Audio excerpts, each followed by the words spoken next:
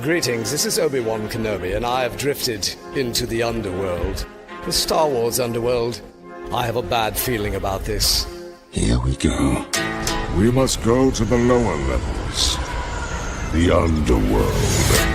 You've taken your first step into a larger world. You're after something. Ben. Since I've started the Underworld, I've met so many great friends. Chris. I grew up in the 1990s, and mall packaging is nostalgic for me. Dominic. What I love most about Star Wars is that it's fun, and it's all-around good times. So, this is where the fun begins. May the Force be with us. This thing really moves! Woo! I like I this! can't believe you came all this way to see me. Why am I not in the intro? I gotta come up with a snappy line.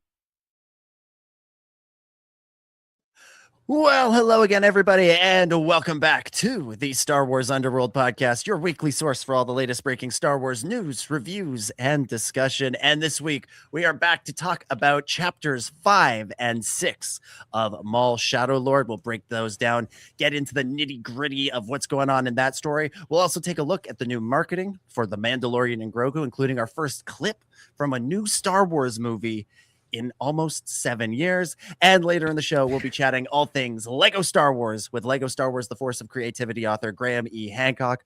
Plus, we might even try and get to some of your questions. We might try and answer some questions, although I'm not making any promises on that this week. We've got a jam-packed show. First, though, introductions are in order in case you're new to the show or you've forgotten who we are. My name is Dominic, and with me, as always, is the founder of the Star Wars Underworld. It's Ben Hart, the Star Wars guy. How's it going, everybody? I can't help but be a little honest here tonight, guys, and tell you that I'm actually kind of frustrated. I'm kind of in a weird spot here. Okay, we got a lot of Star Wars things, and we've got this great show, Maul Shadow Lord, that I really just want to obsess over. I just want to watch the episodes over and over and over again. Just think about and talk about and watch and listen to podcasts about it and just absorb the greatness that is this show. But then Lucasfilm's like, oh, wait, no. Here's this awesome movie that's coming in a month. Here's a clip. Here's another trailer. Here's another TV spot. Here's some images. Here's some posters. Just slapping me in the face every day. Every time I wake up, I'm just getting hit with this stuff. And I want to obsess about this awesome Star Wars thing. And I keep getting reminded that there's another awesome Star Wars thing coming up in less than a month. And it's kind of overwhelming. And it's a lot. I can't believe I'm complaining about too much Star Wars. But this is me complaining about too much Star Wars, okay? It's too much. You know what? Can you have too much of a good thing? That's my question here. We'll find out. No. Yeah, we'll get into that maybe on this episode. Also joining us, we've got the team behind Star Wars Culture Live, starting with Ian Bowling. Ian, welcome to the show. Thank you. I'm excited to be here. And we got Marty Ingleston. Marty, welcome to the show. Hey, thanks for having me. Long-time listener, first-time caller. All right. Love it. We're going to get into these two episodes of Maul Shadow Lord in depth in a minute. But before we do that, I want to check in with you guys, Ian and Marty, and sort of take your temperature on where you're at with the show so far. We are now past the halfway point in season 1. How are you feeling about Maul Shadow Lord overall? Ian, start us off. I will say that it started off slower than I wanted it to. It did a little build up thing, but mostly because of the marketing. I saw Inquisitors coming in, flashing lightsabers all over the place. I saw all this action, and it's the Underworld. He's building, I assume, a criminal syndicate, and I was ready for all this action, and then they started off, and it's like a detective, like a crime drama almost, and I was like, all right, I wasn't ready for this. I was ready for lightsabers and blasters and all this crazy stuff, like Inquisitors, all this stuff. But I sat through Andor, and that was a massive payoff. And so I trust it. I trust the process. I trust the animation. Just I kind of just sank into that, and it's just amazing to look at, even if the action is not where I wanted it to be. And then we'll we'll get there into these episodes, but I waited long enough, and it's starting to pay off here. The action is getting to be where I wanted it. It's very satisfying. So I'm all in, and like you said, like I'm all in, excited about this, and then I see this other teaser for literally my favorite show, my favorite character in Star Wars of all time, and then I'm like, well, wait, which one am I supposed to be hyped about right now? What am I doing? Yeah, it is a lot. It is a lot. Marty, what about you? Where are you feeling? How are you feeling about the show so far? I'm kind of loving the pace. It's kind of going. I mean, I will agree. It did kind of start out slow, but you did kind of have to rebuild this world. It's been a while since we've had anything like this, and I would say Clone Wars style. And you got to rebuild up who Maul is at this point. You got to build up all these new characters before we jump right into this action. But yeah, but I'm digging it. I'm really getting into it. I will say my only setback is, as much as I love the animation, the background painting is a little distracting to me here lately. Like the first couple episodes, like, oh, that's very beautiful. I know that they did basically, the scope, rotoscoping of, they paint the backgrounds and then they put the stuff in the front. But now I'm like, looking at it, I'm like, okay, it just looks like some of it's slabbed on, artwork or something, or concept art, and they just slab it on there. So I'm like, okay, I see where you're going with this style, but it's a little distracting at some moments, in my opinion. Okay, interesting. As you guys have both said, it was kind of like, we almost got like a procedural show for the first 2 episodes. It was like your classic cop show. But as we will get into, not a lot of cop shows have lightsaber fights on trains, and that's what we have to look forward to talking about tonight. Before we dive into the conversation, as always, want to remind you to subscribe to the Star Wars Underworld on YouTube, Apple Podcasts, Spotify, wherever you get your shows. And if you like what you're hearing, please leave us a review on a platform that lets you do so. If you're listening live, you can super chat with us. That's a way to guarantee your question gets asked during Ask the SWU. And if you are listening live, or you're not listening live and you still want to support the show financially, you can become a channel member. There are no perks. It just makes you feel good on the inside, I think, that's what we're going with. In between shows, keep the conversation going by joining our Discord and follow us on social media. We're at the SWU, and you can also check out some of the other shows on the Star Wars Underworld Network. We've got the Raeside, we've got Ion Cannon, we've got Tales from Beyond the Galaxy, and we've got the Tractor Beam. All right. Let's get into things for this week. We are talking about Maul Shadow Lord, Chapter 5, Inquisition, written by Jennifer Corbett and directed by Saul Ruiz and Tatiana Drury-Carvin, and Chapter 6, Night of the Hunted, written by Nicholas Anastasiou. I hope. My apologies, Nicholas, if I didn't get that right. And directed by Stuart Lee. Ben, as always, give us your opening thoughts on the episode. We're going to throw it to you first.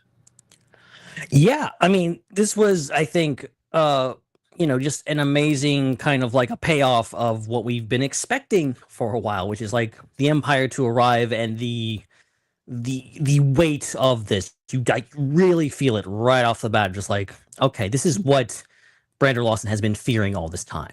And, that's, it's in full effect here. You get the whole thing from the interrogations to like what's going on. And, obviously the effect it has on the Jedi, also the effect it has just normal people. Like Lawson's just pretty much doing his job, and doing his job pretty good, doing his best. And he's basically getting put through the ringer because the Empire just like doesn't suffer anyone. Like they just won't let up.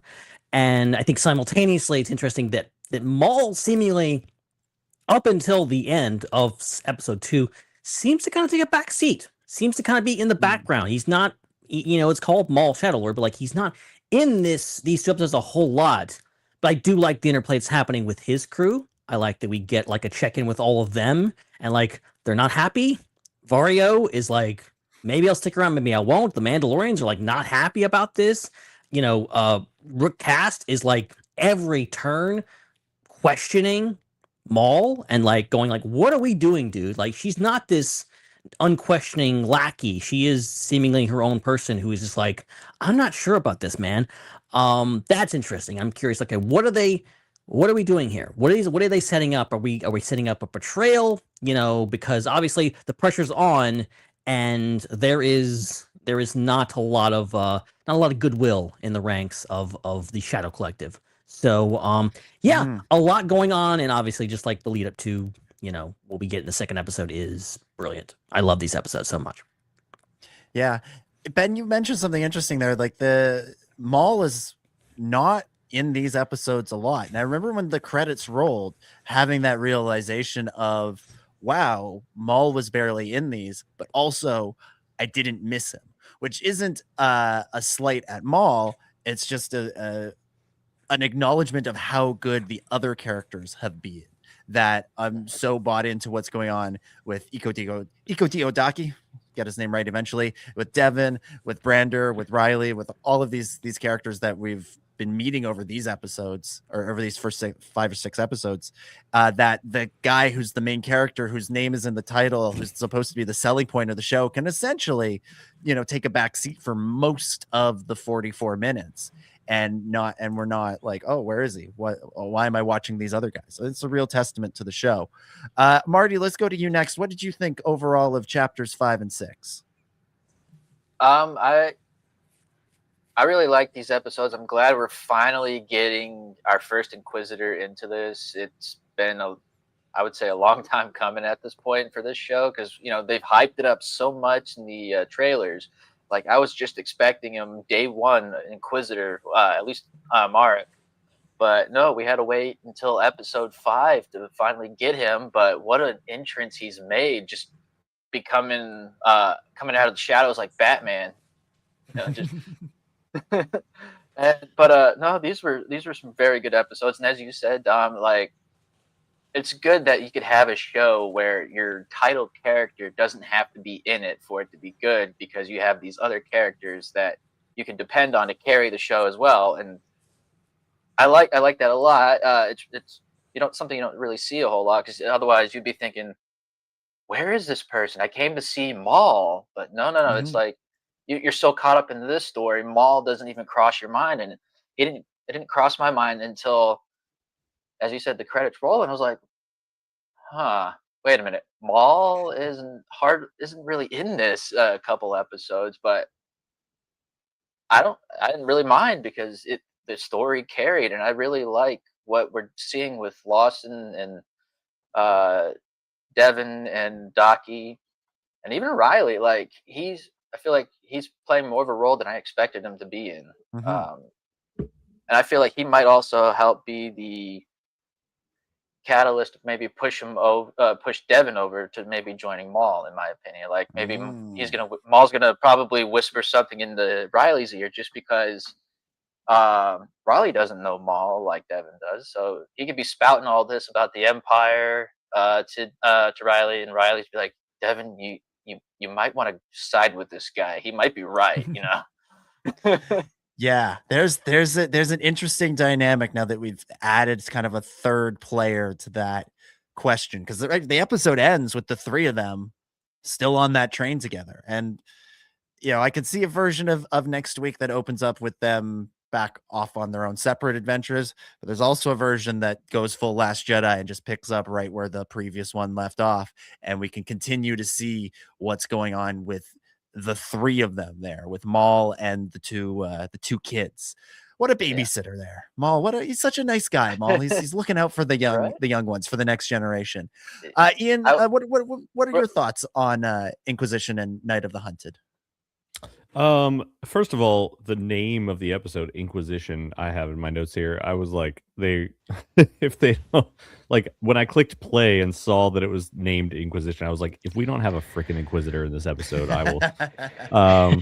But yeah, I'm gonna echo what everyone else said. The fact, like, I noticed right away that Maul had like no screen time compared to everyone else, and I was like, that's really interesting. But I feel like it also kind of added to his aura. Like, number one, he's injured, and they made a big deal of that, and I was wondering if Like I've seen people speculating. Yes, he's and I saw people speculating online about whether that injury, because they're clearly making a big deal of it, right? It's lasted through 2 episodes. They zoomed in. They did the whole Star Wars like this is a thing you need to pay attention to, and I'm wondering if that is some type of cybernetic injury that lasts, because he has a cane and he's limping later on in Rebels, right? And so they might be onto something there. Wow, okay. Yeah, me neither. I saw it. I saw some people like posting photos, like he has the hood up and he's like has a cane and he's like, and so I wonder if that's like, I thought that you could just repair metallic legs, right? and they'd be fine. But I guess maybe it's more ingrained than you think. I don't know. Some days I would love to have robot legs. I could just replace them. I know. Well, now I'm not so sure, because if they have injuries that last for decades, I don't know. I need more information. But they like it still didn't really take away from his aura. Like it I was impressed that he had no reaction almost to the Empire showing up. It wasn't like, this is ruining my whole plan. Like, we gotta adjust. He's like, that's interesting. That pivots. That pivots things. Like he is so hyper focused, calmly hyper focused on getting Devin Azara to his side that yeah, exactly like that. He's calmly hyper focused on getting Devin to his side, that like the Empire is just like kind of a that's a nuisance, or the Master is a new, like Master Daki is a nuisance, or this injury is a nuisance. Like he's very I likened it to either like a Jedi reacting to things like, this is, take things in, or Thrawn reacting to things. Like I think it feels like he's leveled up in his villainry, villainousness, however you say that, that he is singularly focused. He's like, the Force is willing Devin to be my apprentice, and the Empire's not going to stop it. This injury is not going to stop it. None of this stuff is going to stop it. And it's like, the lack of screen time that I have in this episode is not going to stop it. It's a very like, he's still very much on his path to what he wants to do. But they don't need to spend a lot of minutes like showing us that. They just show the depth of it with his calmness in the face of these adversities, so they can spend time on other things, like the relationship between Brander and his son and Two Boots is very interesting, and I'm glad they kept spending so much time on that. Last thought I'll say is that if Two Boots is not persuaded to hate the Empire by the Empire like interrogating and treating his partner horribly, but he is persuaded to leave and not support the Empire by them asking him to take his freaking boots off, that'll be so upsetting to me. Like, dude, you did not care that they were like torturing your friend and framing your friend with all this stuff, but now that they ask you to take your boots off, you're like, oh yeah, no, this can't stand. Like, how is that your line? I ask you, what's worse, a crime against humanity or a crime against fashion? And obviously for Two Boots, it is a crime against fashion. I think Two Boots should donate his Two Boots to Maul, and Maul can wear those and just up his style just a little bit. Let's stick with Maul for a second here, because one thing I've found fascinating through these first 6 episodes is how it's comparing Maul to Sidious, right? Because Maul is trying to do what he thought he was going to do under his master. He's trying to be Palpatine in a way. He's trying to manipulate situations and grow his power.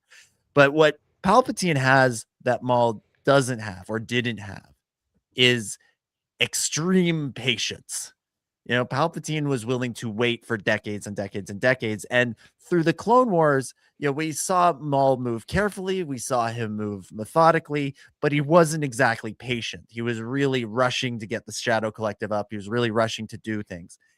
In these episodes, like you were saying, Ian, he is kind of patient. He's like kind of adaptable for the first time. We see him, he sees the Empire arrive, and he doesn't overreact. I think everybody's initial reaction when the Empire shows up is, let's get the hell out of Dodge. What are we doing here? There's stormtroopers everywhere.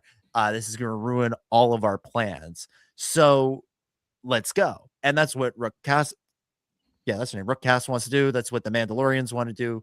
Everybody else kind of wants to get out. And Maul's like, no, we're going to use this to our advantage, because what he told Devin a few episodes ago, right, was, how are you going to face down the Empire? How are you going to be a Jedi? How are you going to face down the Empire if all you can do is run? And in this episode, he uses the fact that the Empire is there. He uses the fact that the Empire is an overwhelming force, and Devin and her master are totally overwhelmed, totally overmatched, to make that point again. He makes that point really, really, really effectively in that last moment of the episode, after they've sent, they've cut the train and Mark is far away. Now he can make that point to Devin of like, see, this is why you really have to listen to me. Now you've seen, like, this isn't even the Empire at full power. This is just a fraction of their power. This is just a taste of what they're capable of. Now, what else can you do? You can either run forever, and we saw how well that worked in this episode, or you can stand and fight. So why not stand and fight with me? Ben, what did you make of their interactions and the way Maul is adapting to his situation for a change? Yeah, no, I mean, it's really interesting. I love, not to jump like to the end, but it's a pretty good ending. Like, the train fight is a great like way for Maul to just further get into her head. And I think, I love the scene that she has with Diodaki earlier, where he's like straight up calling out. He's like, your words sound like Maul's. Like, I'm hearing Maul's words coming out of your mouth. He knows the influence that Maul has had on her. And then just to speed up to that and being like, they're in a really desperate situation, and Maul comes to the rescue. And, she raises her saber to him, and he's just like, whatever. He just turns off his lightsaber. Is like, whatever. Like, we're not doing this. We're not doing this. Like, you're no threat to me. And I have already shown you multiple times that I'm not going to kill you. So that whole dynamic, and just like, and then having Riley there, like, that complicates things. And that's why I'm like, okay, what's going to happen in the next episode? I hate to keep like not enjoying this and like speculating about what's in the future, but just like, that's going to be real interesting, having a conversation. It was going so well. I know. Bad guys. Ben Hart, the Star Wars guy. Yes. Ben Hart, the Star Wars guy. Star Wars rules. This is momentous. This is exciting. Why, hello there, Ben. Ben Hart, the Star Wars guy. He is the founder of the Star Wars Underworld, Mr. Ben Hart. How's it going, everybody? Man. Curse you, internet gods! I think we got what was what the you were last thing saying. you heard? I think we got what you were saying there, Ben, about the way that the dynamic is changing, the way Maul is getting through to Devin. Ian, let's go to you. What have you thought of the way Maul's, I don't even know what the right word is, his tempting, his luring, his invitation to apply to the dark side to Devin has gone across these 6 episodes now? Yeah, it's a really interesting dynamic because he can't just go all in right away. He can't just be like, turn to the dark side, like, because she's not there yet. She's not ready to just do evil. Like, she's okay with stealing to survive, but she's not ready to like murder and all these other bad things just to further my own plans to power. Like, that's not where she is. It's going to be way more tricky than that for Maul. And that's partially why I'm so interested to see what happens in the next episode, because Riley is just in the way, right? but Maul can't just like eliminate him because that'll send Devin completely over the edge of like, you just murdered this child basically, and I'm not going to follow you after that. She already doesn't want to follow him. She already knows like like she's already on her guard against it. Like she can tell that he's more powerful. She also can tell that he doesn't mean her any harm, from, like you said, from that lightsaber moment where he just like brought up the lightsaber, or she brought up the lightsaber and he brought up the lightsaber, and then he just unignited it, like turned it off. He can tell that she can tell that he doesn't mean her any harm, but that doesn't mean that she's like willing to be on his side yet. Like she knows he's not good. Like he imprisoned her earlier in the scene, like a couple days ago, if that. And like while she is probably intrigued by a different perspective on the Force, she's still not ready to fully turn all the way. So Maul still has his work cut out for him. So I made a note here on from back in episode 3, his voice when he had her like the tea scene, his voice was like the warmest, most nurturing thing I've ever heard, and it was so freaking creepy because we all know how evil he is. We know he's not just going to be like, oh yeah, I care about people now. Like, but the levels of deception there, and like he obviously has to play this like perfectly. Like it's a one baby step at a time situation when the situation is so fluid and moving, but he's like calmly accepted it and is more determined to accomplish this than anything else in the episode, more than like power or anything. This is now his full thing. And I thought that was really an interesting change. Yeah, he's been spending the last several episodes trying to get her to embrace a larger view of the Force. And it's, again, drawing that comparison to Palpatine. There's this moment that we're talking about at the end of the episode with the lightsaber, again, is very reminiscent of a famous scene with Palpatine in Revenge of the Sith, when Anakin... when he lets Anakin in on the secret, and Anakin's initial reaction is to ignite his lightsaber, point it at Palpatine.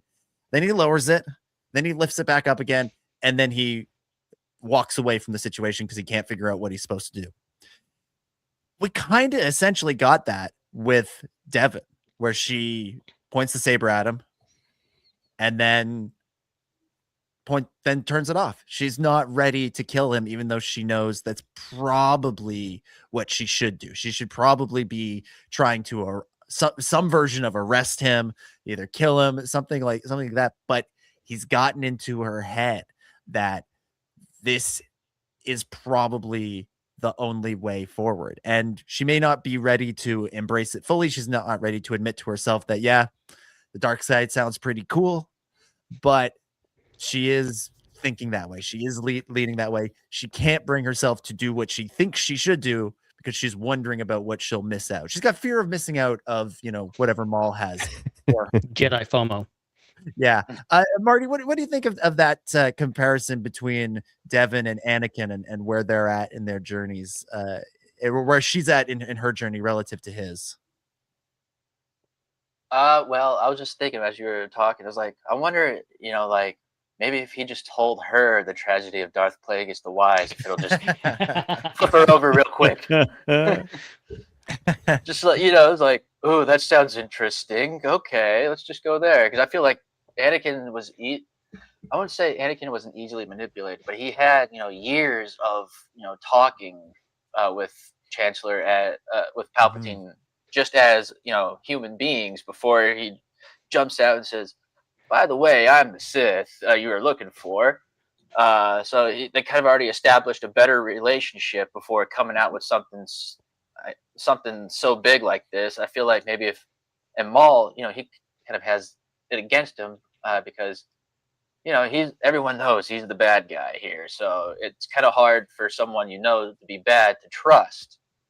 So you really got to establish some real groundwork, some good relationship. I think Maul is really trying his best. Really different from what he was in the Clone Wars, because when he had his brother Savage, Savage would just go with him willingly because he knows his brother. He wants to help his brother. He'll do whatever it takes for his brother. Devin, on the other hand, she's been a Jedi for a while. She's been Daki's apprentice for, we probably don't know how long. So she's, she's still at that age where she doesn't fully know a whole lot about the Jedi, because they're in the middle of a war, and the war changes what a Padawan's thoughts are of what the Jedi should be. Because Ahsoka kind of questions like, what am I going to do after the war? This is all I know, is how to fight.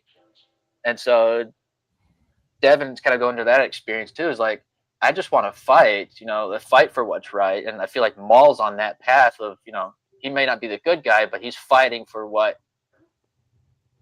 is wrong, and that's the Empire. So I feel like some more explanation for what the Empire is about. I don't know. I feel like he's got to try a little bit harder than what Palpatine did with Anakin, I guess. Yeah, he's kind of trying to speed run it, right? Yeah, you mentioned Anakin and Palpatine had a decade of friendship, of relationship building, where Palpatine could really get into Anakin's head. Maul has to do that quickly, which is why, when which brings us all the way back to, he has to use the Empire. He has to be adaptable. He has to use their presence as a means to really, really hammer these points home to Devin as quickly as possible, that, this is your only hope. This is your only way forward. Of course, he's wrong, but he needs her to believe that he is her only option, which he seems to be succeeding here 6 episodes into the season. I do feel like, though, sorry, I was going to say, I feel like though he is kind of learning from his, experience of, taking over Mandalore. He put himself on Palpatine's radar. So now he's like, I must think more logically, more clearly before I spring myself upon Palpatine, so he doesn't surprise me like last time. Yeah, and I mean, all of this, all this whole plot with Devin, that his end goal is to go after Palpatine, right? That's what he tells Rookcast early on in the series, that he's having these visions, and with this apprentice that he sees in his visions, he thinks he'll be able to take on Palpatine. And of course, he's convinced himself that Devin is that apprentice. That's the thing about visions; they're hard to read. Yeah, it's funny how I'm relating this. I can't help but relate this to like his revenge on Obi-Wan, and just like the fact that he like comes back in Clone Wars, and he very quickly just like literally goes to a village, and he's like, I'm gonna kill these people if you, Obi-Wan, you don't come to me, and I'm gonna do stuff to you. And then he does that, and then of course Obi-Wan gets away, and everything happens. And then from then on, it's a kind of a slow burn to like, okay, I got to do this. I got to take a step back and do this again, but more methodically. And like he literally goes and takes over a planet and creates the Shadow Collective just so he can get a chance at a more methodical way of getting revenge on Kenobi.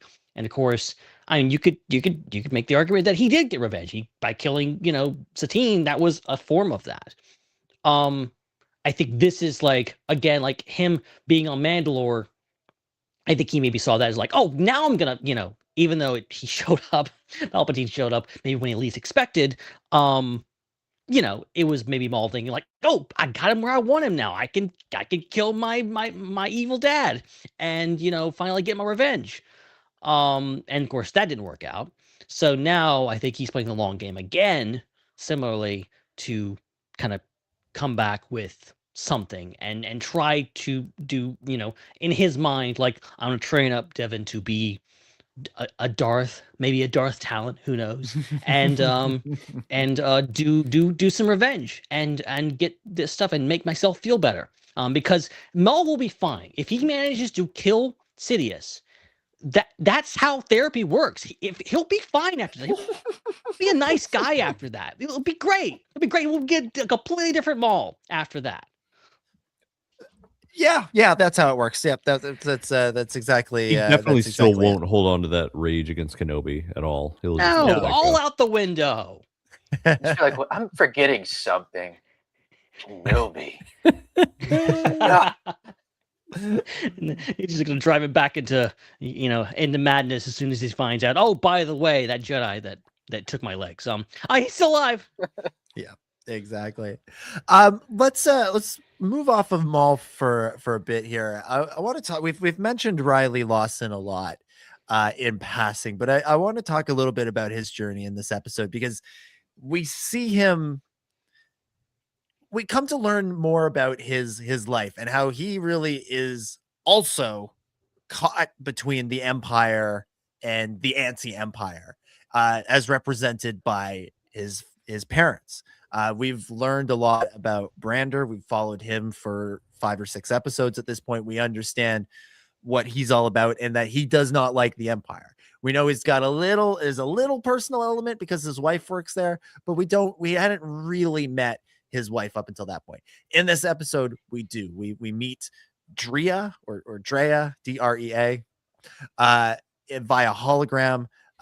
Riley gives her a call, and she's an Imperial, but she seems so nice. She seems so nice. She's so friendly. Those Imperials, they're so friendly. And so clearly his perception of the Empire can be, at that moment in time, could be formed and molded in a very different direction. Of course, a few minutes later, Devin and Docky show up at his house, and then an Inquisitor shows up at his house. Then he's running for his life through the streets of Janus, being chased by a gunship. Then an Inquisitor is threatening his life, and he's having to rely on Darth Maul to save him. So, his mom was going to have a lot of convincing to do if she wants him to believe that the Empire is still good. I'm not saying she couldn't. As if we learned anything from Andor, it's that the Empire are master manipulators, and they can make people believe just about anything. So there is a version of this where she does get him to believe that, oh no, your dad's an extremist. It's his fault you were in danger. If you just listen to the Empire, everything would be fine. Everything would be okay. Yeah. If you just comply, nothing bad will happen to you, right? Ben, what do you think of this rock in a hard place thing that they've set up for Riley before even throwing Maul into the equation?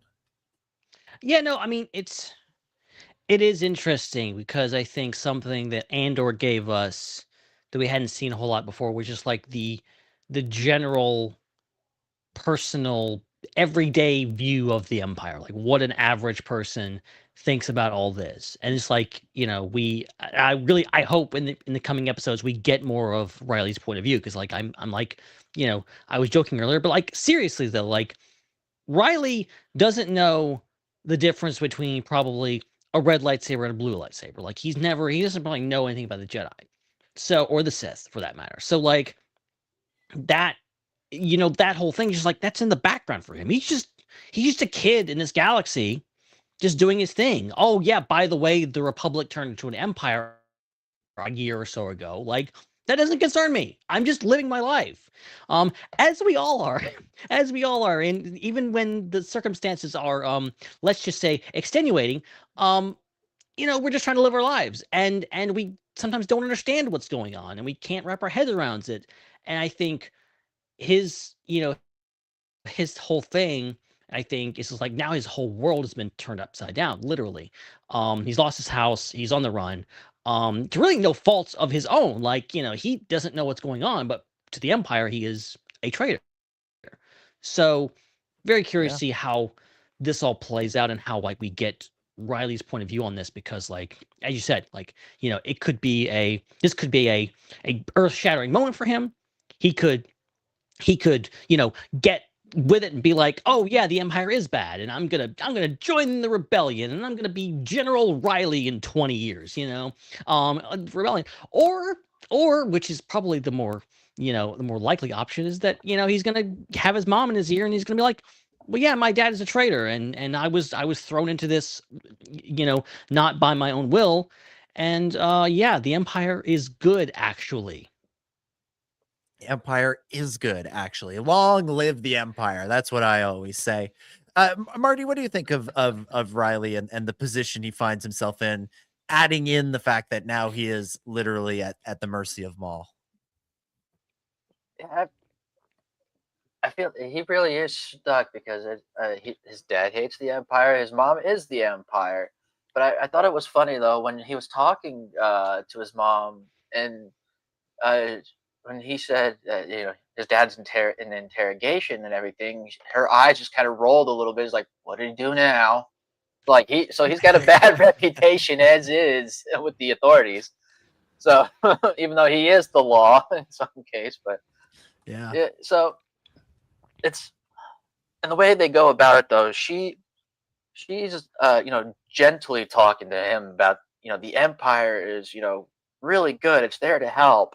So very nice and gentle, while his dad's like, the Empire's bad and blah blah blah. So he's really gruffing it, and so so he's like, okay, I understand these 2 points, but I don't know which way to go. But I hate to say this, but I kind of hope Maul puts him into the place of the Empire sucks, and here's why.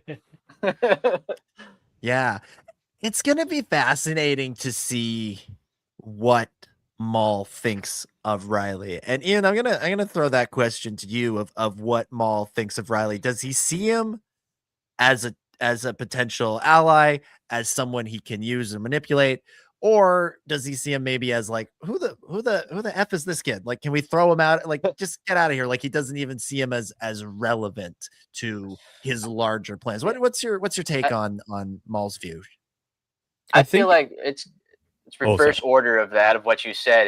It's literally going to be, let's throw him out of the car. Devin's going to say no. Then he's going to be like, well, this guy is really just this extra mouth to feed. We don't have much it is, but I feel like Riley's going to use those Bodekin skills and then he's going to be like, whoa, this guy is very good. So yeah, like so we keep mentioning Bodekin a lot. I'm sure we're going to see some kind of form of that being played of fighting the Empire. He's going to throw a grenade back or something. I want next week's episode to just be like a full game of that. I don't want story. I don't want anything. I want just a game. Like like Quidditch or Blitzball. Like I want like I want more insight into that game. Yeah. Ian, what's your take on Maul and Riley and how they might see each other? I think the most likely outcome is that Maul will see Riley as a way to gain favor with Devin. Like he'll be a tool with which he can show fake compassion and mercy and a protective instinct. Like his whole challenge right now is your master has told you that I am like the worst of the worst, the most evil being that you could possibly imagine. That's not me. All I am is just, I am not the Empire. I'm against the Empire. I just want to use my powers to their full potential to create a life for myself. And I want the same for you. I am not evil. Look at how well I'm treating this Riley kid that you like. I saved his life from that Inquisitor. I'm protecting him now. I'm trying to get him set up to go where he wants to go. Like, I think he's going to use that as an opportunity to, in a sense, prove himself to Devin, even though, deep down, he doesn't care about Riley at all. He cares about earning Devin's favor. Mm-hmm. Yeah, he could use Riley until he stops being useful. Yeah, maybe he puts Riley in danger somehow and then saves him, or he uses he knows that both Devin and Riley care about Brander Lawson, so maybe he goes in and somehow rescues Brander Lawson from a dangerous situation. I also wanted to add that the Empire, like as we said, it's very new. Like by the time Andor rolls around, everyone knows how truly horrific the Empire is, and how what they do to worlds that they occupy, or how they handle conflict. But here it's very possible that people just don't know that yet. Like even Riley's mom, that it's possible that she is still a good person, and the Empire was just a source of gainful employment, and she just sees the stormtroopers as like reasonable enforcement officers, and she sees that, like she thinks that Brander Lawson is truly like I don't want to say terrorist, but like, you know, an instigator or a problem. And if you already have that belief, then like something, an organization that promotes like order and lawfulness might still not be the way that we think of the Empire, or the way that rebels think of the Empire later on. It's still very, very young, and you can tell that by the armor. They still don't have the new stormtrooper armor. They still have the one that came right after the Clone Wars. Yeah. That they introduced in Bad Batch. So like or I guess Rebels, but you just, it might not be, the Empire is still in its budding stages, and it's not known yet how truly evil of a dictatorship it is. Mm-hmm. That was something that Bad Batch did really well, where they showed the immediate aftermath of the Clone Wars was people celebrating the Empire. You know, there were parades and people were cheering, and it seemed like a good thing because the war was over. That's what everybody wanted, was the war to be over, and so they were tired of it. And so initially the Empire was greeted as heroes. They were thought of as, you know, Palpatine was a good guy for doing the right thing that the Jedi couldn't do because they were corrupt and evil, and he came in, he cleaned that out, he's reorganized things, so now things will get done. Of course, he drained the swamp. Writes the story. Exactly. Sticking with with the sort of the Imperial presence and you know, the way it affects our characters. One of the most frustrating characters to me on this show, and intentionally frustrating, like I think this is what the showrunners are going for, is Master Ikodio Daki. Because say Two Boots. I mean, we can get to Two Boots in a minute. But Daki, I thought you were going to say Spybot. Oh no, we love Spybot. All hail Spybot. Oh, you're one of those. You're one of the Spybot haters. He's OP. That's it. That's all. I love him. He's so fun, but he's just overpowered. He can't do everything. That's not reasonable. I mean, R2D2 might have a thing or two to say about that, but that's maybe a debate for another day. Daki. I don't think Daki's a bad guy. I don't think he has ill intentions, but he has clearly not grasped what is actually going on, because he is clearly still living in the old world, in the pre-Empire world. And everything he does through the first four or five episodes seems to be, and I've said this before, but it seems to be with the impression that things are going to go back to normal soon. Whatever this is going to pass quickly, and we'll get back to normal, and we'll go back to the Jedi way that's always worked. And long term, sure, you want to get back to Jedi ideals, that's what you want to do. But running and hiding is not how you're going to get back to that. And when you spend all your time running and hiding, you don't make allies. You know, that's not something you have a lot of time for. And through those first several episodes, Daki only makes one ally, Brander. Not bad, pretty good. But when the Empire shows up, he has nowhere else to run. And while Brander is a good person who probably would like to help Daki and Devon, his apartment is probably the worst place to hide from the Empire. He's already on the hot seat from the Empire at work. They're watching him. They literally have an inquisition with him in the previous episode. And so it's no surprise that Marek shows up at their door moments later and chases them out of there. Not to mention the fact that Brander probably could have done more to help the cause, whatever the cause winds up being, from inside the police department by being there. Instead, now he is on the run with Daki, so they've just kind of destroyed his life as well. Ian, I'll throw it to you. What have you thought of the way Daki has carried himself in dealing with these dual threats of the Empire and Maul trying to manipulate his student? Is he ill-equipped to deal with this situation, or does he have a master plan that he's playing 7D chess that we just can't see yet? I think he is just outdated in this scenario. I don't think he was ready for the entire Jedi Order to fall and all the systems that he was raised and lived in to crumble. And he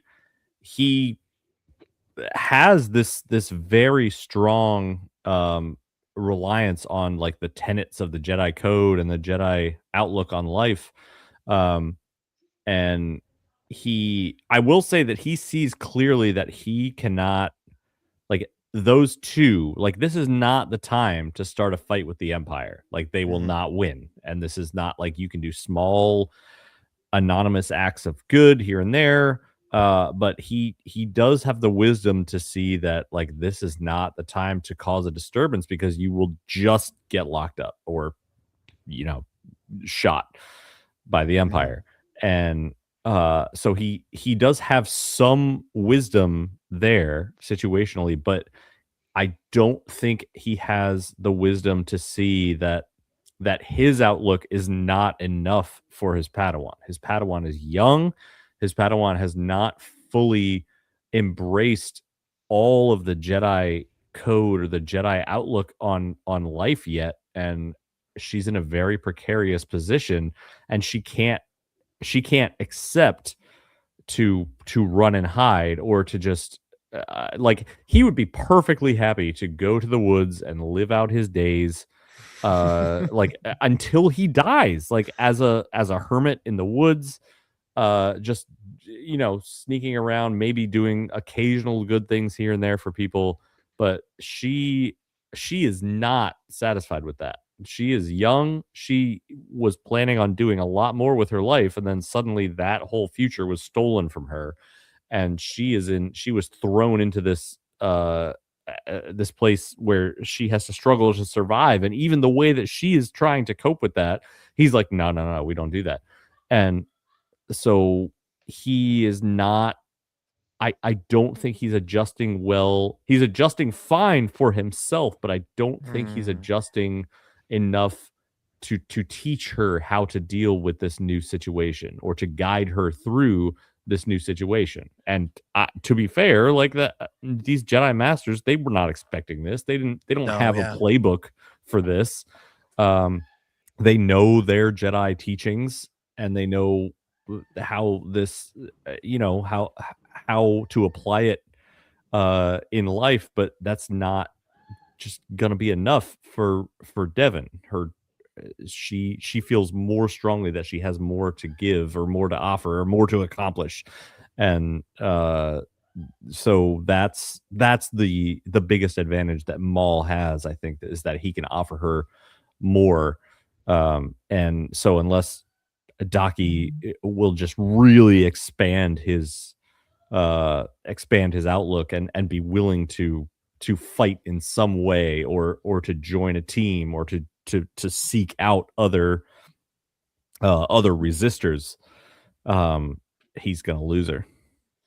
Yeah, it's interesting. I really like that you bring up the fact that he wasn't ready for this either, because I feel like that's something we often talk about with the youthful characters. We talk about Ahsoka not getting traditional Jedi training because it all took place during the war. We talk about Ezra being brought up under the rule of the Empire and getting his training that way. Same goes for Luke.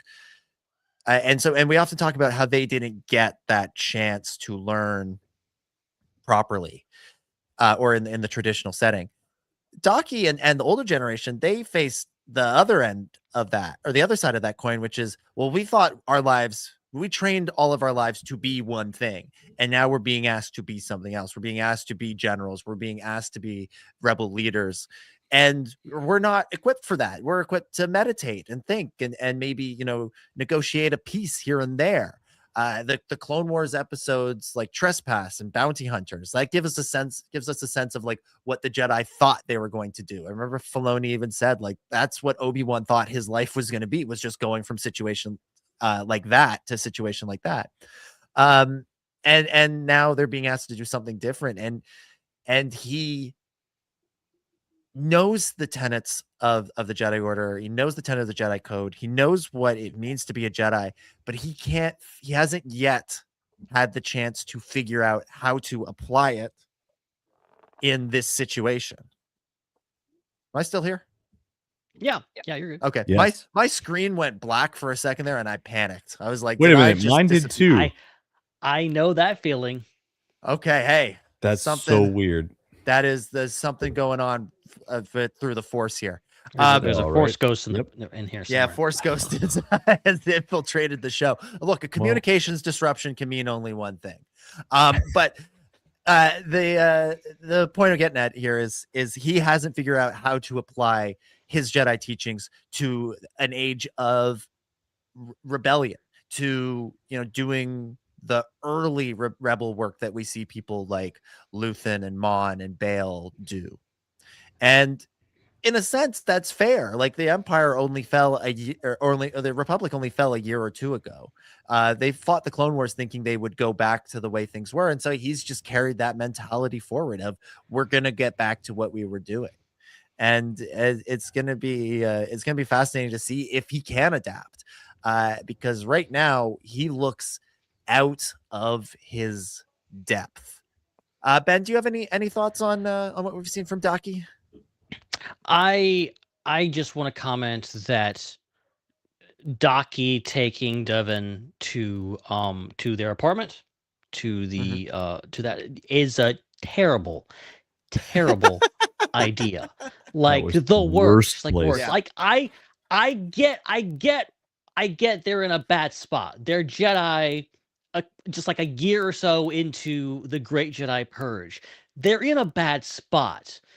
But like Docky is like, like fair enough, not wanting to steal to live, get by, like still trying to live the Jedi way. And I think that's very admirable. They're very just like, I like his ideals of just being like, we do not compromise our principles no matter what. We will stay with that.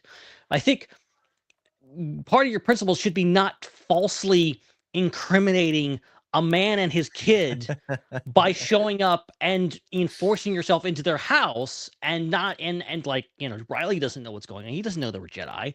And just like creating like every moment they're sitting there, I'm like, they're gonna show up, and if you're here, you're screwed. Everyone here has a death mark on their head. Like this is really bad. And then like the worst that can happen happens.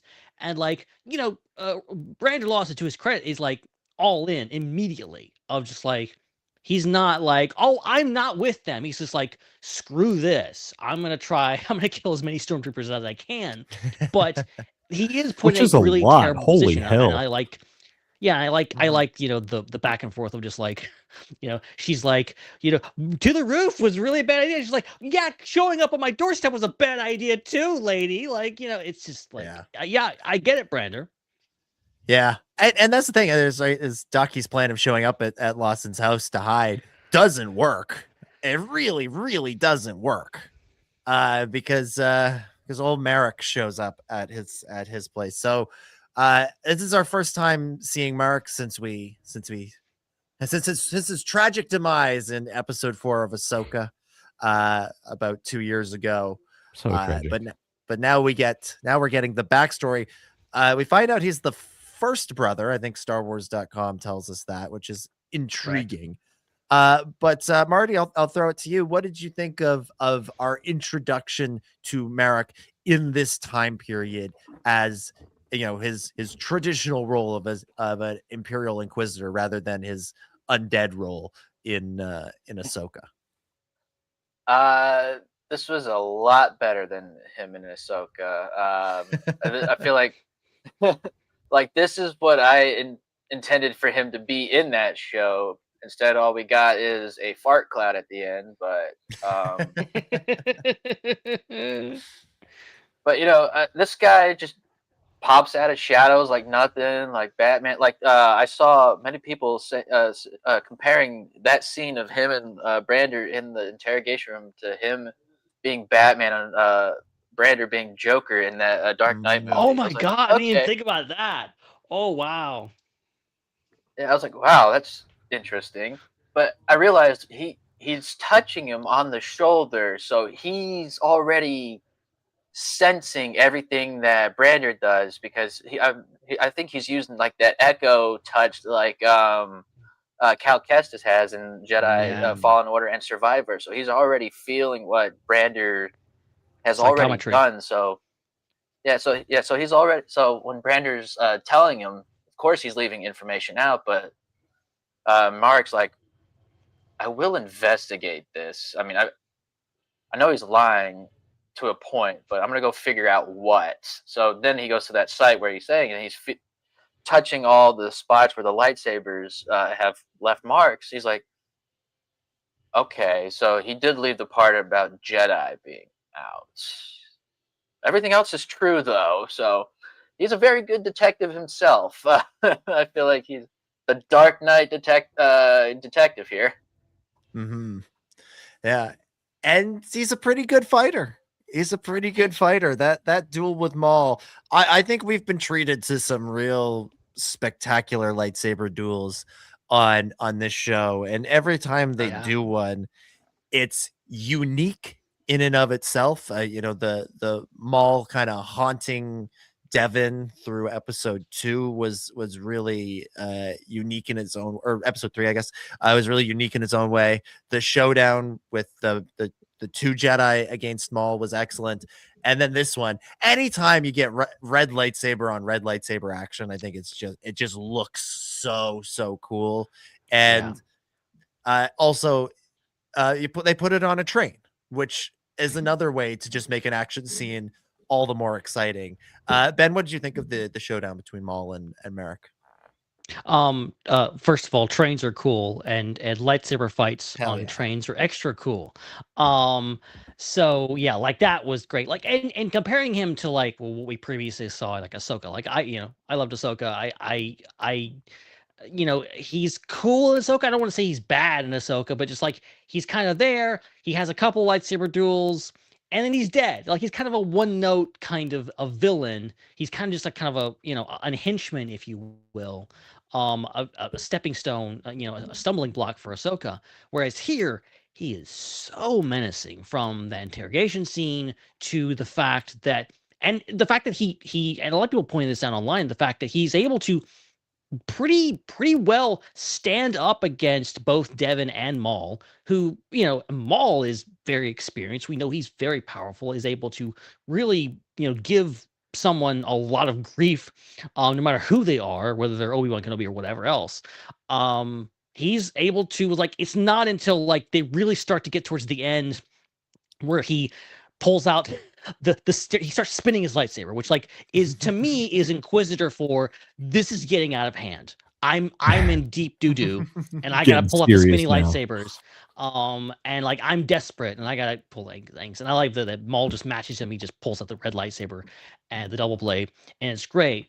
And the whole lightsaber fight is just brilliant. Like I think it's visually stunning. Like I love I don't even know how to describe it. Like the motion blur with the lightsabers is like somehow they did something different with it, that when you see the lightsaber moving, it's like this really interesting type of shapes to it. I don't know quite how to describe it, honestly. It just looks really cool. It's something we've never really seen with lightsabers, and I think doing it that way, I think makes it look really cool. And lightsaber fights, we've seen plenty of them now, but I think if we can be wowed by lightsaber fights, almost 50 years into Star Wars, I think that's saying something. I think these are some of the most impressive lightsaber fights we've ever seen in animation or otherwise. The question I always have when the Inquisitor lightsabers start spinning, So when are they going to fly away again? When are we going to get the helicopter sabers back? Because let's science. Let's Star Wars science for a second. If the lightsaber, if you hold it over your head and it spins and it causes you to have lift, to pull you up. If he held it behind his back, wouldn't he be pulled backwards? Wouldn't the science work out like that? Doesn't it work? If he holds it in front of him, would it pull him towards his enemy? How does this work? Filoni, explain this to me. The next episode isn't an episode at all. The next two episodes, one episode is just an entire game of the sport. Yes. And then the second episode is Dave. It's just Dave in front of a chalkboard explaining to Ben how this doesn't work. And he addresses everybody as Ben. It doesn't matter what your name is. Dave's like, all right, Ben. So this is how we're gonna the lightsabers spin this way, and it makes them go up, but it doesn't make them go sideways. And that's the entire next episode. I'm not gonna sleep until this conversation happens. I may watch that, honestly. I would. 100%. I would be there. I think I'd be in because I have some questions. As we all do. Yeah. One other character I want to touch on before we start to wind things down is Two Boots. I know we talked about him and his real concern over fashion crimes earlier, but I'm going to throw it to you, right? Because here's Two Boots. He's the guy. He thinks that the Empire, calling the Empire was the right thing to do. He thinks this is the only way that they have a chance of fighting Maul. He's not wrong that they're overmatched, but he's still, calling the Empire, as we know as the audience, from our view, it's not a great thing. He starts to get a little bit of a sense that things under the Empire aren't so great. My question for you is, do you think he's actually going to realize that? Or is his programming, which is what Brander has blamed all of his actions on up to this point, so strong that he won't be able to see the error of his ways, no matter how many times he has to change his shoes? No, I think he will, and I think the show has given us glimpses that he is not your normal droid. It's just like BB-8 or R2 or these droids just gain so much more, or 3PO. These droids just gain so much more personality. Just I don't know why or how or whatever. Maybe we can add that into Filoni's explanation, but they have shown us a few small shots that give us an insight into that just let us know that Two Boots is not your normal police droid partner. Number one, he grabbed a cup of coffee just to hold while he talks to Lawson, like so that they feel like they're more in sync. That's not a small thing. That's like love that. That's like a empathy, like, hey, we're connecting as partners. He reminded Lawson about his son's Bodeki. How do you say that sport? Bodeki? Bodekin? Yep. Ball. F that up. I will never get that right. Bodekin. He reminded Lawson about his son's sports ball game, and there you go. They Lawson wasn't tracking that. You know who was tracking that? Freaking Two Boots. He did not. That was not part of his job. That was not part of his programming. He just remembered that his partner has a family member who had a game that day, and they are just showing little glimpses, nothing too crazy, but they're showing little glimpses that Two Boots is more in tune with emotions and just kind of he's a little more human than the other droids. I mean, his name is Two Boots because he wears boots. Why does he wear boots? Are we talking about this? Why do we know this? He just wears boots. Does he like the boots? Obviously he likes the boots because he was upset when they asked him to take them off. So like, he's different, and I think that's they're showing us glimpses of how he's different and why he's different. Like you could sense awkwardness sometimes when he and Lawson had a disagreement. If it was a robot, just an unthinking, unfeeling robot that made mathematical decisions, you wouldn't feel this awkwardness. It would just be you staring at your computer. But that's not what it was. It was an awkward moment between partners. So there's a personality there that I think they're showing us these glances because they're hinting that like he is going to turn at some point. And I haven't decided yet how tragic this show is going to be at the end. Like, I don't know if this is going to be I watched all of your faces and I saw the same reaction. Like, I don't know if this is going to be a like Two Boots sacrifices himself like K2SO situation. I don't know if this is going to be a Brander Lawson makes does a holdo maneuver with something to stop the Empire from doing something, or to stop Maul from doing something. Like, I can't get a sense of that yet. It's just it's an animated show, but it's just different enough from the other animated shows that I can't see where exactly they're going yet. And so I do think Two Boots is going to turn against the Empire, and he's going to see, like, I did not have all the information. Lawson had the information, but it was wrapped up in like his family stuff, so I didn't calculate it as like meaningful information. I just categorized it as my partner's family, personal issues. And but he did have insight about the Empire, and I am seeing that now, and I'm folding that into my droid analyses. And the Empire coming here is bad, and I really like my boots. Two things. Just to add on to your thing about his personality, we saw his like lock screen on his little computer terminal was a picture of him and Brandon. Yes, the same way that Brandon has his family on his screen. And he hid it when they were having a fight, right? Yeah. He didn't want to look at it. And second thing, I have to make a confession here. I knew his name was Two Boots. I didn't realize that it was because he wore fancy boots. I didn't notice his fancy boots until the close-up in this episode when the jerk Imperial said to him, "Change your boots," and I literally had a reaction to that because I did not notice that. I don't know if that's what that says about me. It's literal.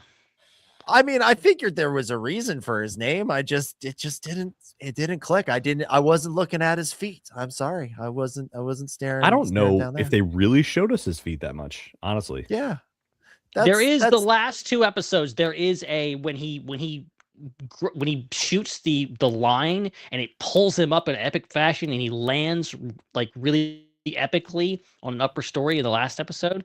There is a quick shot of his boots. Like hero shot. So you might have missed that one.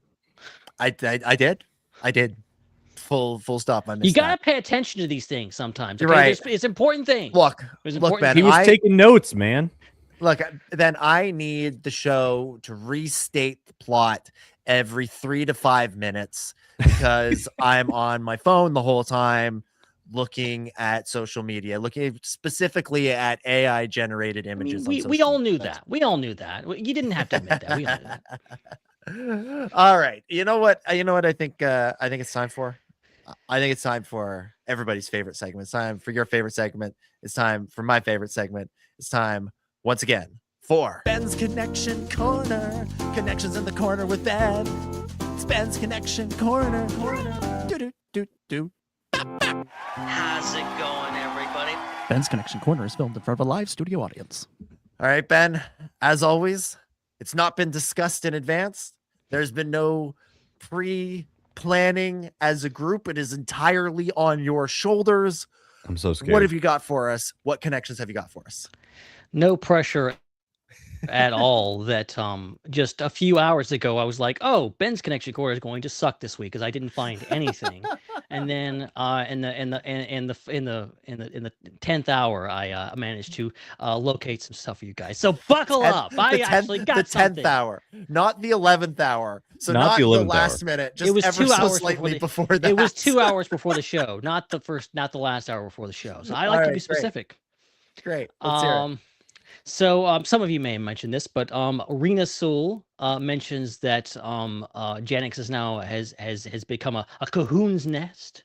I think that's how you pronounce those things. A Kohun. I'm saying Kohun because that rolls off the tongue better. Ben, those I believe things. I believe it's pronounced cojones. Continue. Let's go with that. Sorry. So a cojone in Star Wars is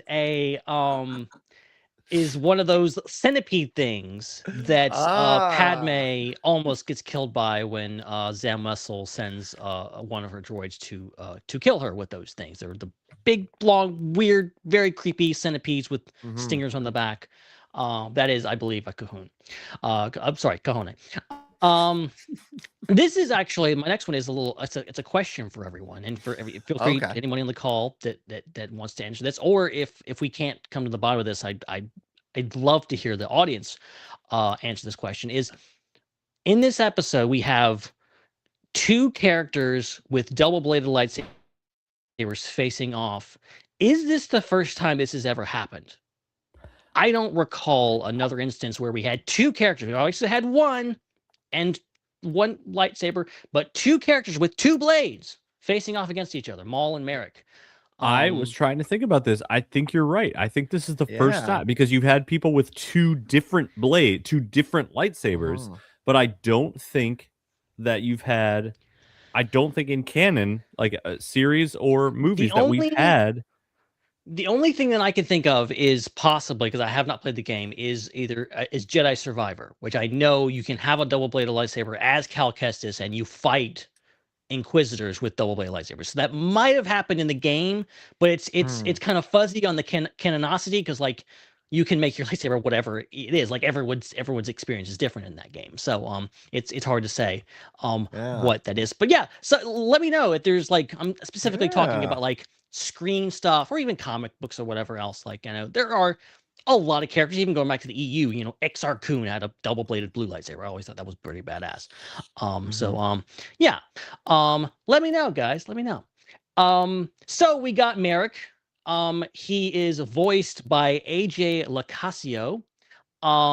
And you may have heard his voice previously. He actually voiced Han Solo in the Lego Star Wars Holiday Special and Lego Star Wars Skywalker Saga. He also played a bunch of other voices. He also, in Tales of the Underworld, voiced Colby, also known as young Cad Bane in Tales of the Underworld. So quite the range on this guy. Guy. Wow. But so yeah, he's been on the, and he's got a ton of other credits too. He's very prolific Star Wars voice actor, but kind of flying under the radar to now. But okay, so here's another one. This is actually not from this episode. This is from a completely different show. So roll with me here for a second. Okay. So I was watching another show that I really, really love right now that's happening simultaneously. It's on Disney Plus, Daredevil Born Again, season 2. Yes, sir.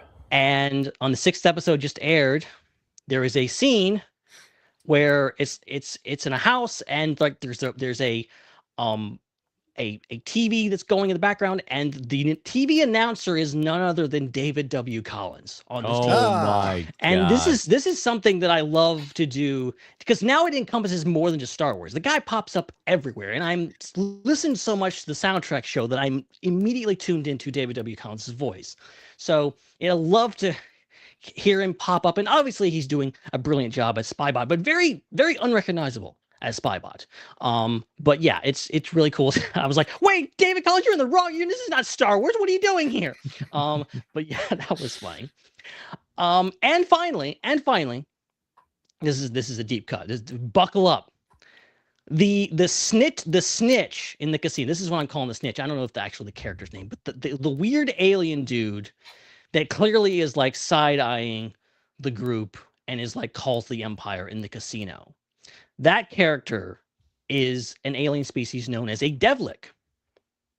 Now, the Devlik species we've previously seen and actually is the same species as the classic character known as Juan Sandage. I'm sure everybody knows who Juan Sandage is. Obviously, everybody knows ring a bell. You guys all know. Be really mad. You don't have to explain. No. But for the one person, we all know. But just in case somebody doesn't know, explain it for them. For the one person, one uncultured swine out there that doesn't know, The Juan Sandage is a pod racer. There was actually in the Boon to Eve Classic. I don't actually know if you see him on screen, but he is a part of the Boon to Eve Classic in the Phantom Menace. He's a Making me Google this right now. Hold on. And so the reason I know Juan Sandage, Yes, is because you'll see him. You'll see him. You pop up. Instant The reason I know recognize, about yep. Juan Sandage is because I played Star Wars Episode 1 Racer. Yes. Not on N64. not on the Nintendo 64. I played it on the Game Boy. You see this? Oh my god! Oh wow. Rumble Pack and everything. I still have it. Holy god! Star Wars Episode 1 Incredible. Racer. And I still have this is my Game Boy Color. This is like at least 30 years old. This is my Game Boy Color, my original Game Boy Color. Does it still work? My mic is doing weird things. So yes, I still have this. And listen to this. Actually, I gotta boot this up. You gotta hear this. You gotta hear this. I'm so ready. The Rumble Pack will not work because I gotta put the battery in it. It takes a AAA battery. I don't have that right now. But here we go. And then let's see if we can hear this. Come on. You hear that? Amazing. This is the sound of my childhood. It's beautiful. So yeah, there's your deep cut. Shout out to Juan Sandage and his evil Fantastic. twin in the Maul Shadow Lord. And that is all for this week's episode of Ben's Connection Corner. Wow. Incredible stuff. And that'll do it, as you said, for another edition of Ben's Connection Corner. Connections in the corner with Ben. It's Ben's Connection Corner. Do. How's it going, everybody? Ben's Connection Corner is filmed in front of a live studio audience. Ben, since we're out of the corner, can I also share a connection to another Star Wars show? Well, since if you had said it 30 seconds ago, I would have shut you down. But now that we're out of the corner, feel free to. So you brought up Tales of the Underworld. You brought up Cad Bane or Colby. And that reminded me of something I learned recently. I was watching the movie High Noon, which is an old Western that has Lee Van Cleef in it. And Lee Van Cleef was, of course, one of the inspirations for Cad Bane. If you ever see him on screen, you look at him and go, yeah, of course, that's Cad Bane. And in that movie, he plays a character named Colby. And I was like, I see what you did there. I see what you did there. I actually have another connection that is not as much of a deep cut.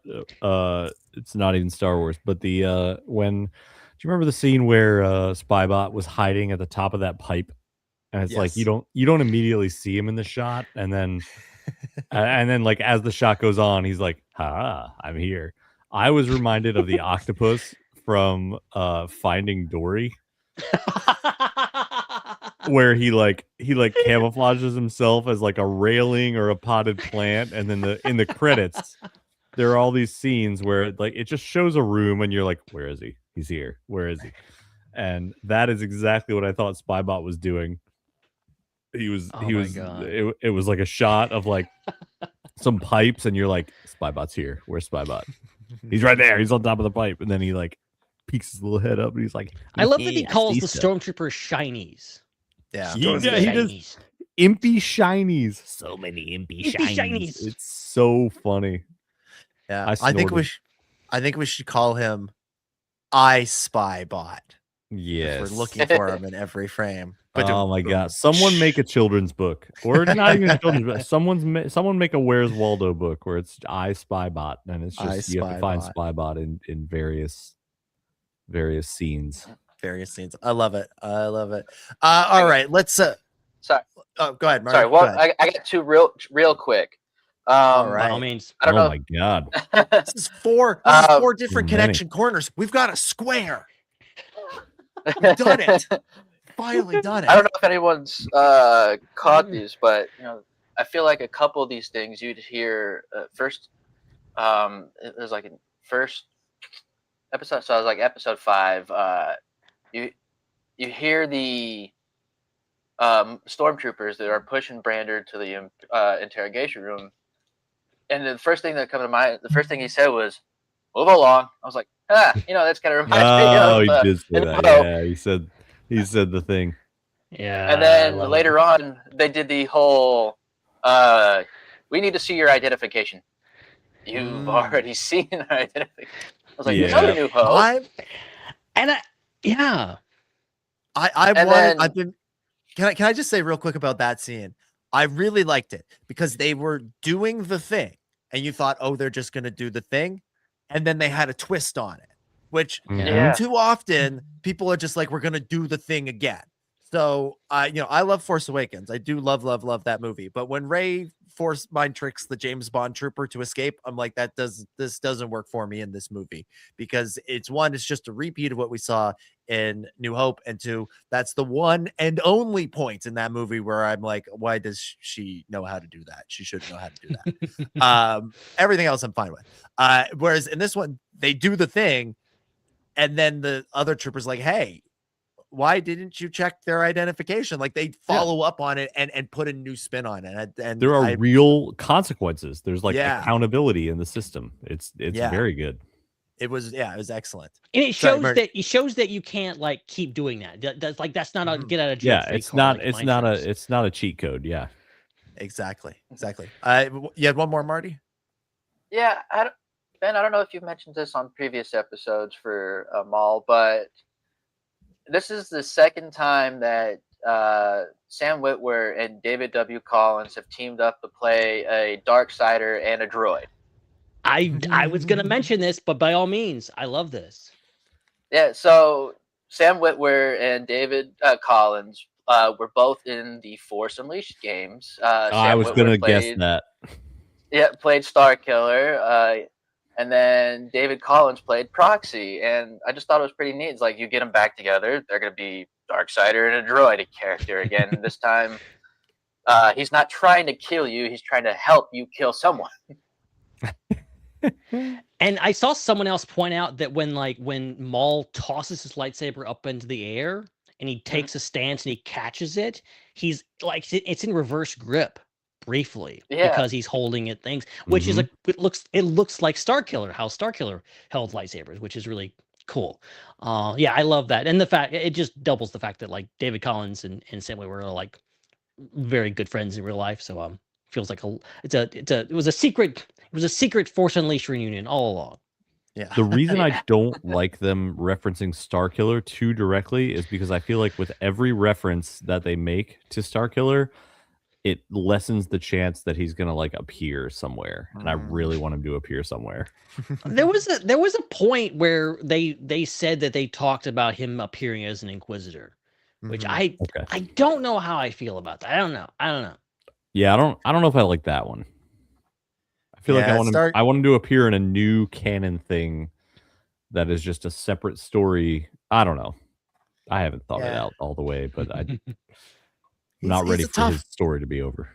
Yeah, he's a tougher one to bring back from a story standpoint, but I imagine they can make it work. They could make it pretty interesting. All right, let's go around the table one last time, give some final thoughts and scores out of 10 for chapters 5 and 6. And Ben, you thought you were safe because you just did Connection Corner, but then everybody else had connections, so we're going to go right back to you first. Final thoughts, score out of 10, chapters 5 and 6. Plenty of connections to go around. I love it. No, I love these episodes. Like, I think my overall opinion is just like, that keeps reeling me in every week with these new episodes. And I think I was just like, first episodes were like the table setting, and I was just like, oh, this is interesting. Second episode, I'm like, I'm leaning a little bit more forward. And this third week, I'm like a little bit more forward in my seat. I'm just like, I'm right on the edge and being like, okay, all right, you're doing something interesting. And just the general idea of just when you thought you were comfortable with these things, like, the status quo in shows in regards to like every character's got their own thing and everything gets kind of reset, maybe kind of like a sitcom, and being able to upset that status quo and being like, okay, we know for a fact that there's no turning back for Brandon Lawson and Riley. Like there's nothing going to happen. And that always makes me interested to see where it goes, because there's so many shows, even modern shows, cough, Mandalorian, that seem to just want to go back to where they started from and not actually evolve at all. So it's really nice to see the show do something different, and it's like, all right, next week I have no idea what's going to happen because it's getting crazy, and it's beautiful, and it's compelling, and it's rich, and animation is beautiful, and just everything it's firing on all cylinders, and I can't wait for next week. I fully expect, in the spirit of The Mandalorian, that this season will end with Devin turning to the dark side and joining Maul. Then, in Tales of the Underworld 2, she will realize the error of her ways and leave Maul, go back to Iko Diodaki, and then season 2 will start with them back together. And if you didn't watch Tales of the Underworld, too bad, so sad, you don't understand. Good luck. Somewhere Filoni is just in the background going like, write that down, write that down, write that down. Marty, over to you. Final thoughts and scores out of 10 for Inquisition and Night of the Hunted. Yeah, this show just keeps me wanting to come back more and more just to see what happens, and I'm really on the edge of my seat of just every moment. Just I want to know more. I hope Devin does turn to the dark side, so everybody season 2 can just be maybe a redemption season, or maybe something else might happen. I don't know, but I don't know. This show's just great. I can't wait for next week, because hopefully the Crow will show up, and I think his mask is pretty cool, and I can't wait to see more about his character before he became one with the Force after his fight with Ahsoka. So.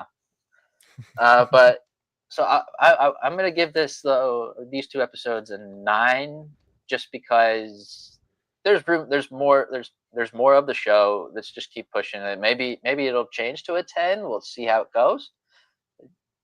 So all right, love it. Ian, final thoughts, score out of 10 for chapters 5 and 6.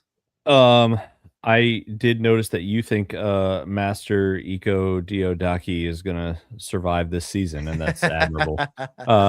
But I do not think that. No. Yeah, I wanted action. I wanted to see the conflict of Maul trying to build his little empire underneath the umbrella of the actual empire, and I am seeing that, and it's here.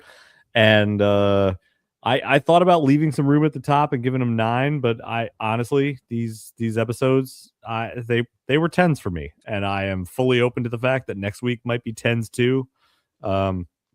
I'm getting exactly what I wanted, so I'm gonna give this pair a 10 and hope for more 10s down the road. Love it. I'm going 8.5. I really enjoyed these episodes. I thought they were excellent. It's hard to find a bad thing to say about them. And so I won't. I'm not going to look for a bad thing to say. Just as you guys have said, as has been said by others, I'm leaving some room for potential growth here as we enter into the last 2 weeks of the show. Can you believe it's almost over? We've passed the halfway point. We've got 4 episodes and 2 weeks left. All right. Something else that is coming up very, very soon is The Mandalorian and Grogu. It's in theaters literally a month from now. A month from now, we will have seen it. I hope everybody was able to get their tickets last week. I've got mine. I'm very excited. Looking forward to it. And adding to the hype, we've got a new clip from the series was released. I believe it debuted on Jimmy Kimmel Live. Features Mando and Zeb in a speeder being chased by stormtroopers. Zeb is shooting at the stormtroopers. Looks like that's Johnny Coyne's Imperial warlord in the front seat next to Din. And they call in for some backup from Grogu, who is in the new Razor Crest. And Grogu, not the best with pushing the right button. There's some comedy of errors as our little green friend tries to find the right switch and instead finds things like missiles and other blasters. What did people think of this clip? What did we think of this as our first look at a sequence from the movie rather than just a trailer? Anybody who wants to jump in here can. I immediately thought of the scene from Guardians of the Galaxy 2 when when Rocket was trying to explain to Baby Groot the buttons on the detonator. And it was like, no, you don't touch that. No, you flip this, and then you press this. Not this one. I'm gonna put tape over there. Do you have duct tape? You have tape. But Baby Groot is trying to learn. He's trying to do his very best, but he's just a baby. And so he just it's just not going the way that. And as a parent of a 1.5-year-old and a 3-year-old who really wishes that they could do some of the things by themselves, I definitely feel for Mando here, especially since Grogu's like 50. Yeah, technically he's the older one. Technically he should be bossing everybody else around. Marty, Ben, any thoughts on this clip? I'm hooked a little bit. I'm hooked more with this show, with this movie coming out. Like this scene, it was hilarious with Grogu trying to push the button with that Baby Groot moment. But I don't know, just it is kind of visually appealing to me. Like I don't know what it is, but I like it. It's kind of reminds me of the show a little bit more, maybe a little bit more on a higher budget. I like seeing Zeb. I'm glad we're going to see more of Zeb doing things, except, I mean, besides just sitting at the bar. So that's great.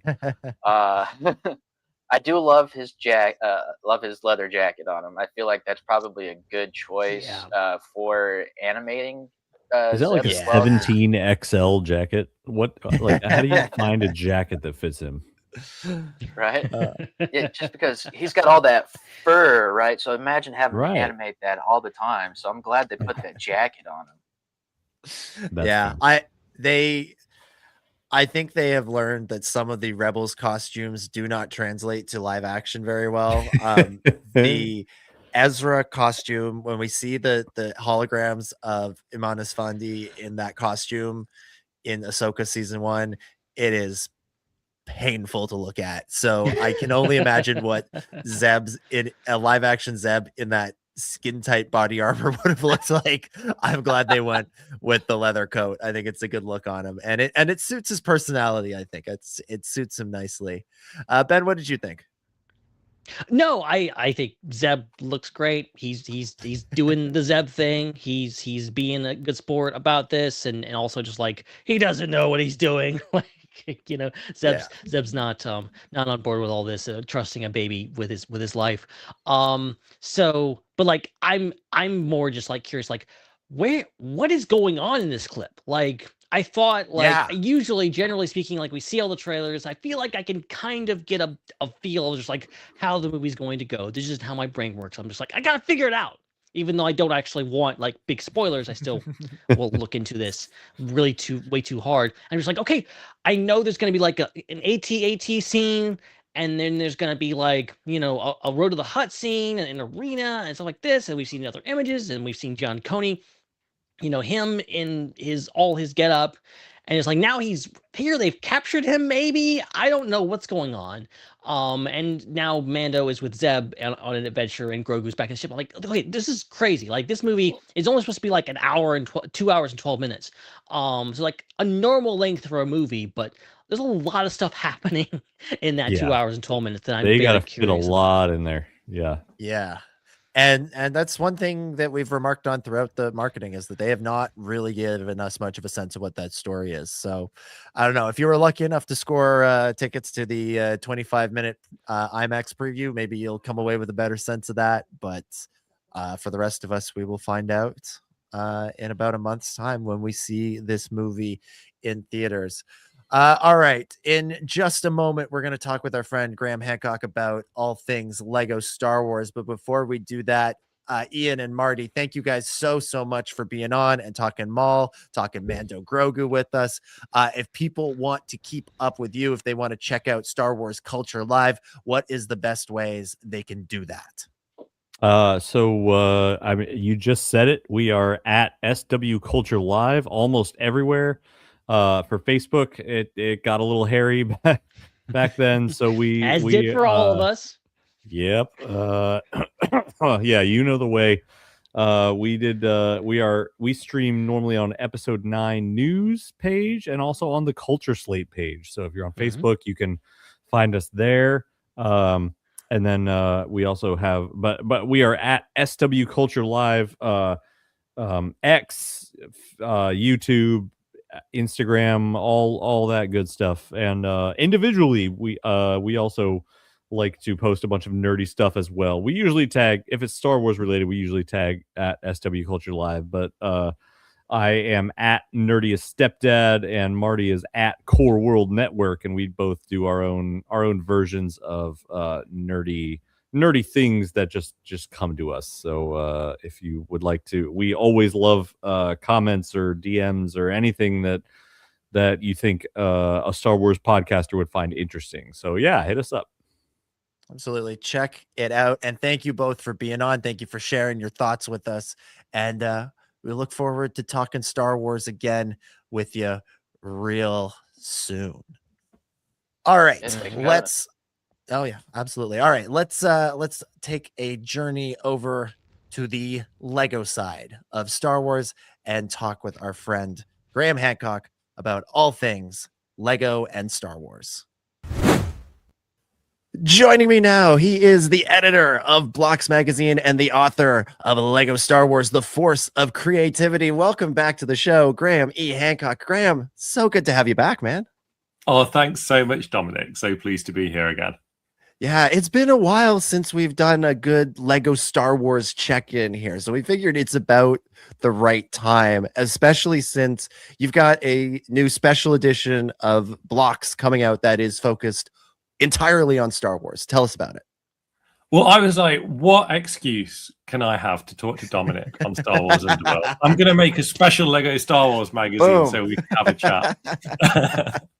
No, so like for a few years, I've been thinking like there's loads of people who love Lego Star Wars but aren't necessarily interested in other Lego themes. So I've been thinking for a while, we need to do a one-off Lego Star Wars special, only Lego Star Wars content, nothing else in there. All protein, all quality stuff for those Lego Star Wars fans who are only focused on that. And this year, with Mandalorian and Grogu coming out, I was like, right, it's happening. It's got to happen this year. Let's do it. And we've had so much fun putting this one together. We've got like, because it's for like Lego fans who love Star Wars and Star Wars fans who kind of dabble in a bit of Lego or have a lot of Lego or, you know, whatever, wherever they are on that spectrum. We've been able to kind of balance the content between talking to like Star Wars talent, to Lego professionals and creatives, and really have a nice balanced mix of all the good stuff in this one. Fantastic. So this is all new content. Or is this a collection of previous Blocks articles? This is collected from previous issues of Blocks magazine. So if you're already a Blocks subscriber, maybe you don't need this one. But for anyone who doesn't have like an extensive Blocks magazine back catalogue, then it's going to be new to you. So yeah, all collected from previous issues, except for a new interview with Ashley Eckstein that's exclusive to this special one-off magazine.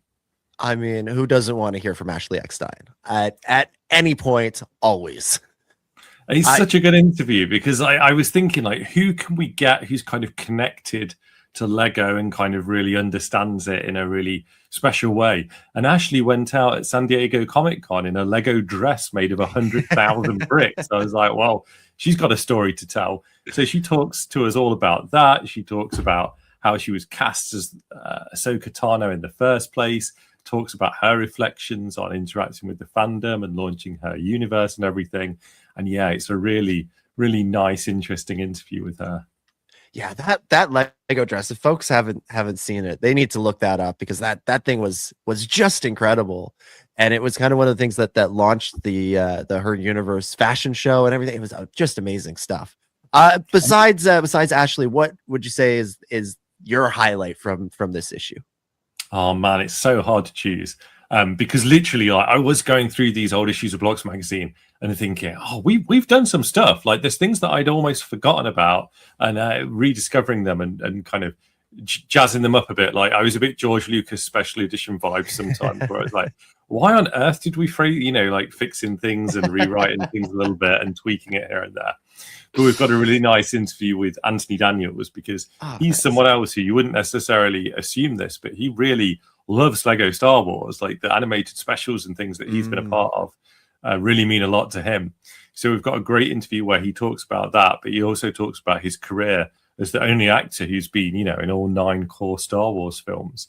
And we illustrate it with one vignette per film that shows C-3PO in action built from Lego pieces. So it's really nice that you get to kind of read his reflections whilst looking at these unique bespoke models of C-3PO's escapades throughout the saga. That's fantastic. Yeah, those early Lego specials really were kind of C-3PO vehicles. They were really like the Anthony Daniels show, which is fantastic. It's fantastic. Awesome. So when does this issue come out? When is it available? It is available now at blocksmag.com. It's going to be in Barnes & Noble and other select retailers in May.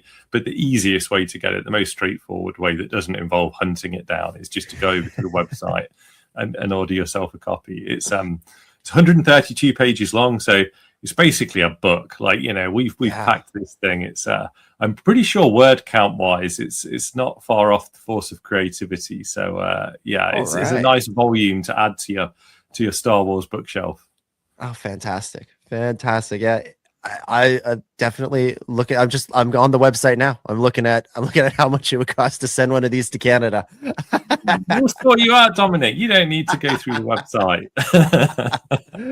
All right. Well, I appreciate that. Let's keep talking Lego Star Wars. We'll put the magazine down for a second. Although I don't think we ever really put the magazine down when it comes to Lego and Star Wars. It's always got a space in my head that it literally never leaves. I'm pretty sure when I'm asleep, I'm editing the magazine in my subconscious. And nor should it. Let's talk a little bit about what's been going on with Lego Star Wars, because it's an interesting time right now with some new, intriguing and exciting things that are happening. The year kicked off, like 2026, the first big Star Wars and Lego announcement, I think for both companies, was the Smart Play brick, which is a new... I struggle to even describe what it is. I'm going to let you describe it in a minute, but it was announced at the beginning of the year.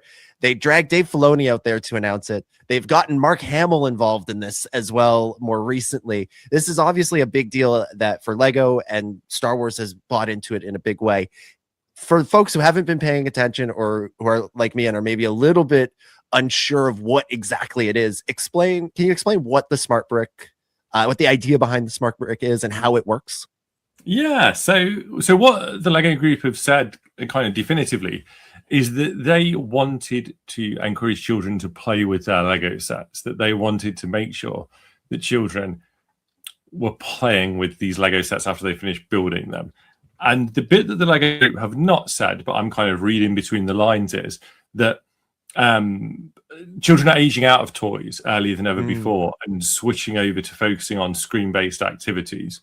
So I suspect that what the Lego Group might have found, and again, they've not published any research on this, but I'm wondering if they realize that children are building Lego sets today, putting them on a shelf like a Funko Pop and not swooshing them around the room and everything. So the purpose of the Smart Brick is to encourage children to play more. And I suspect it relates to the fact that, children need something to kind of give them the impetus to grab that thing and start playing with it.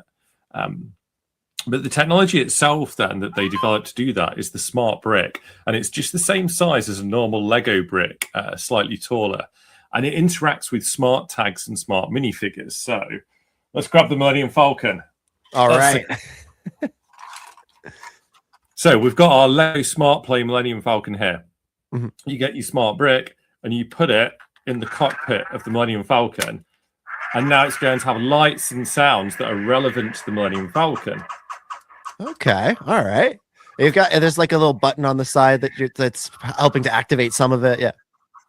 Okay. So that fires the cannon, and there's different places in the Falcon that you can put this brick. Any place where there's a red smart tag, you can put the brick. Oh, I'm just pulling bits off it here. It's battle damaged Millennium Falcon now. There we go. Yeah, it's at the end of the Battle of Endor. Lando's just flown it out of the second Death Star. So at the back here, of course, we've got you got the hyperdrive that you can activate, and it's going to light up and make different sounds. So the kind of point is that depending where you put the smart brick in the set, it's going to respond differently. And it's got all sorts of technology packed into this tiny space, like an accelerometer, if I can even say it, and things like that.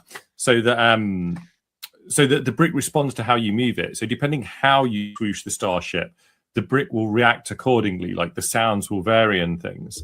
And then you've also got smart minifigures, like smart Chewbacca here. And when you put the brick against the minifigure, they talk. Now, Chewbacca's a weird one because he says the same thing every time. Let me grab the Emperor. Also that doesn't sound like regular Chewbacca. That sounds like me doing a bad Chewbacca impression. You have highlighted one of the criticisms that fans have made on the smart brick there, Dominic, which is that because this has got a synthesizer in it that's creating the sounds. So these aren't pre-recorded Star Wars sounds. So they're not 100% authentic to the films or anything. They're a kind of approximation. And having built all of these things now, some of the things are closer than others. R2-D2's beeps sound pretty good because, of course, he's robotic. But then when you're getting Luke Skywalker to talk, and he's got a slightly robot-y voice to him, you're thinking, that's not quite what I expect from Luke Skywalker. You're like, this sounds like Luke's...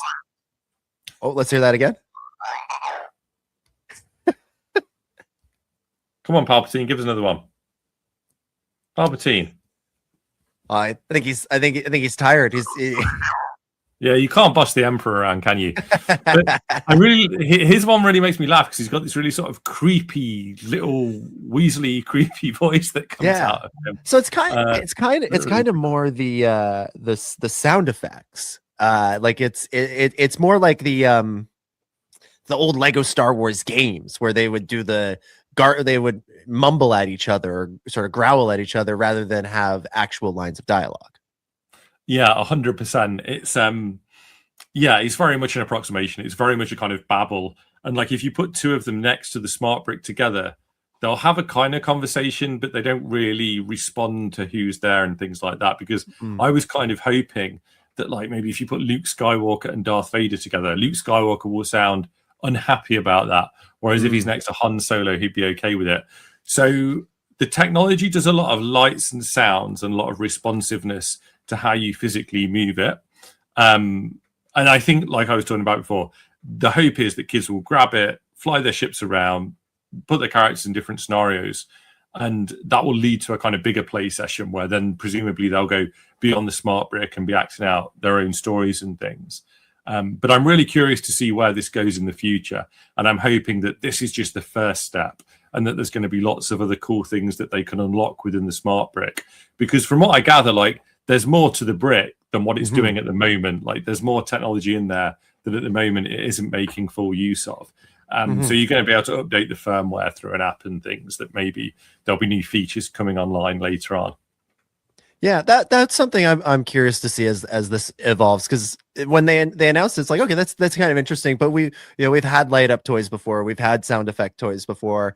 If people remember, or maybe they've seen these on sale on the secondary market, but in the Phantom Menace era, the toys would come with little chips and you could plug them into a big ass comlink thing and they would play lines from the movies. So it feels like it's sort of the spiritual successor to that. And I think the question that I'm interested to see as this goes forward is what else can we do? Because it is fun to get them to do the video game garbles at each other. It's always nice to see a light up ship that makes some sound effects, but we're 25 years past the Phantom Menace. We're 25 years past having light up toys. What else have we got? What can really be the next step, especially if the goal is to take the Lego set off the shelf, take it out of being a display piece and into we're going to swoosh it around? Because like you said, it seems like this is because kids go right to the screens. And screens are awesome. You can do so much with screens. But also Lego's awesome, and you can do so much with Lego, and it'd be great to see what other things you can do to heighten the experience. When they can make the Millennium Falcon fly, then he'll have everyone's undivided attention. Do you have any sense of where this might be able to go next? I mean, the Lego Group being super, as you said, they got like Dave Filoni, Mark Hamill, people like that involved. So at the moment, they're very much focused on promoting this as it is right now. But my kind of desires for it, and again, I don't know if these align with the kind of philosophy of getting kids to play with their toys more, but I'd really like to get to a point where, like, when you've got two smart bricks and you put like an input into one of them, you get a reaction out of the other one. So let's say you have two of these in your Millennium Falcon, you know, you do something with one part of the ship and then it triggers a response in another part of the ship, or you've got them across the room from one another and one of them reacts to the other, because they can sense each other, they can detect each other and know that they're there. So I really think there's some kind of possibility in that for something quite interesting. But yeah, it's for the amount of resource that the Lego Group have put into it, I think there's got to be more down the line that we're going to be wanting to keep an eye on. So yeah, just super curious to see where it goes, really. When you first put together one of these sets, like you showed us the Millennium Falcon, you've got the Emperor, so the Emperor's throne room, I presume you've got that one somewhere as well. When you first put together one of these sets and you put in the smart brick, what was your personal reaction as Graham, the Lego diehard? Oh yeah, I was like, particularly because, and this might be slightly unique to me, but because I've been into Lego Star Wars like the whole time, I've got nearly all of it. Like, I've built so many Lego Star Wars sets, it's ridiculous. Anything novel or different is extra exciting to me. So I had so much fun playing with the first couple that I built. Like, I was just like, and I found myself like, you'd be swooshing it around, it would be making its own noise, but then you'd catch yourself starting to make the noises yourself as well, even though the ship's making them. So yeah, I had a really good time with it. And like, the more I built, and then I was kind of thinking about reviewing them for the magazine, and then I started to notice kind of some of the limitations of it that maybe weren't quite as strong and things. But for like sort of sheer goofy fun, I feel like every Lego Star Wars collector who's already got bucketfuls of beautiful display models and everything needs to treat themselves to at least one of these just to try it out and see what it's like. Yeah, I mean, and it is, like you said, you find yourself making the swooshing noise. It's the same thing, I think, with any of these products for any line of Star Wars toys, where when that sound effect comes in, because like, I don't know about you, I grew up with a plastic lightsaber that didn't go vroom vroom. I had to make it go vroom vroom myself, and so like now when you pick up those ones where you press the button and it lights up beautifully and it's got the sound effects and you can twirl it and make all sorts of crazy TikTok videos with it. It's this like whole otherworldly experience. So it's pretty interesting. I definitely would love to see one of these in person, and very curious to see what becomes of it, because it's an interesting evolution. Yeah, and something that will be good to know for people actually is that most of the Lego stores have got like demo stations where they've got some of these sets ready and they'll show you how they work and everything. So that's a really good way to try them out before committing to buying them, because they're not cheap. Like, they cost a little bit of money, so you might want to go and see what they do in person before you actually pick one up. Yeah, and the other thing I think people should be wary of, and correct me if I'm wrong, there are some sets that are sort of smart brick capable, but they don't come with the brick itself. So you might see all of the smart play branding all over it. And then in the little corner, smart brick sold separately. The classic thing we grew up with in TV commercials for toys. Yeah, Luke's X-Wing, Emperor's Throne Room, and Darth Vader's TIE Fighter come with the brick, and the rest of them are compatible once you've already got the brick. Can you buy the brick separately? Can you just like walk into the Lego store and be like, one smart brick, please? You cannot. Which is a real shame, because I think, like, I was saying to the guys who developed this, wouldn't it be amazing if everyone who went into the Lego store got given one of these bricks? Yeah, like, could leave with now it, we're talking. Play with it and experiment with it. That would be fabulous. But no, like, when they have the demo tables, these are behind a locked door and everything. These are very fresh, right? Okay, I shouldn't tell this story because it's embarrassing. But I went into one Lego store and they'd built a life-size lightsaber and put the lightsaber smart tag on the side of it. So you could wave this Lego lightsaber around and it would make the swooshing noises. And the guy said to me when he handed it to me, give it a tap on your hand to get a reaction out of the brick, because obviously it responds to how you're moving. Mm-hmm. And I was like, yeah. But I was all kind of excited and hopped up. So I was like waving it around. And I forgot that it was made of Lego. And I just smacked it on my hand way too hard. And the bricks went flying everywhere. So I smashed this lightsaber in the middle of the Lego store. And but the only piece that they kind of hurried to pick up was the smart brick. And before I knew it, the smart brick was tucked away back in its case, locked away without Graham being allowed anywhere near it, because who knows where it's going to end up. The next time you went in there was an armed guard to keep you away from it. I did repair the lightsaber, though. I did stand there and fix it because, I felt too guilty to leave them with a shattered model. Yeah, I mean, I think every Lego fan can relate to at some point you've picked up something or you put it down on the edge of the table and it falls down, or you forget what it is, or even when you're building it. This is the one that drives me insane. When you're building it and you're trying to get the piece in the right place and you put too much pressure and all the pieces go everywhere in a million directions. I think I wouldn't feel too bad about smashing that Lego lightsaber. I think we've all been there, all experienced that at least once. Well, thank you for opening up about that, such a traumatic experience with the lightsaber.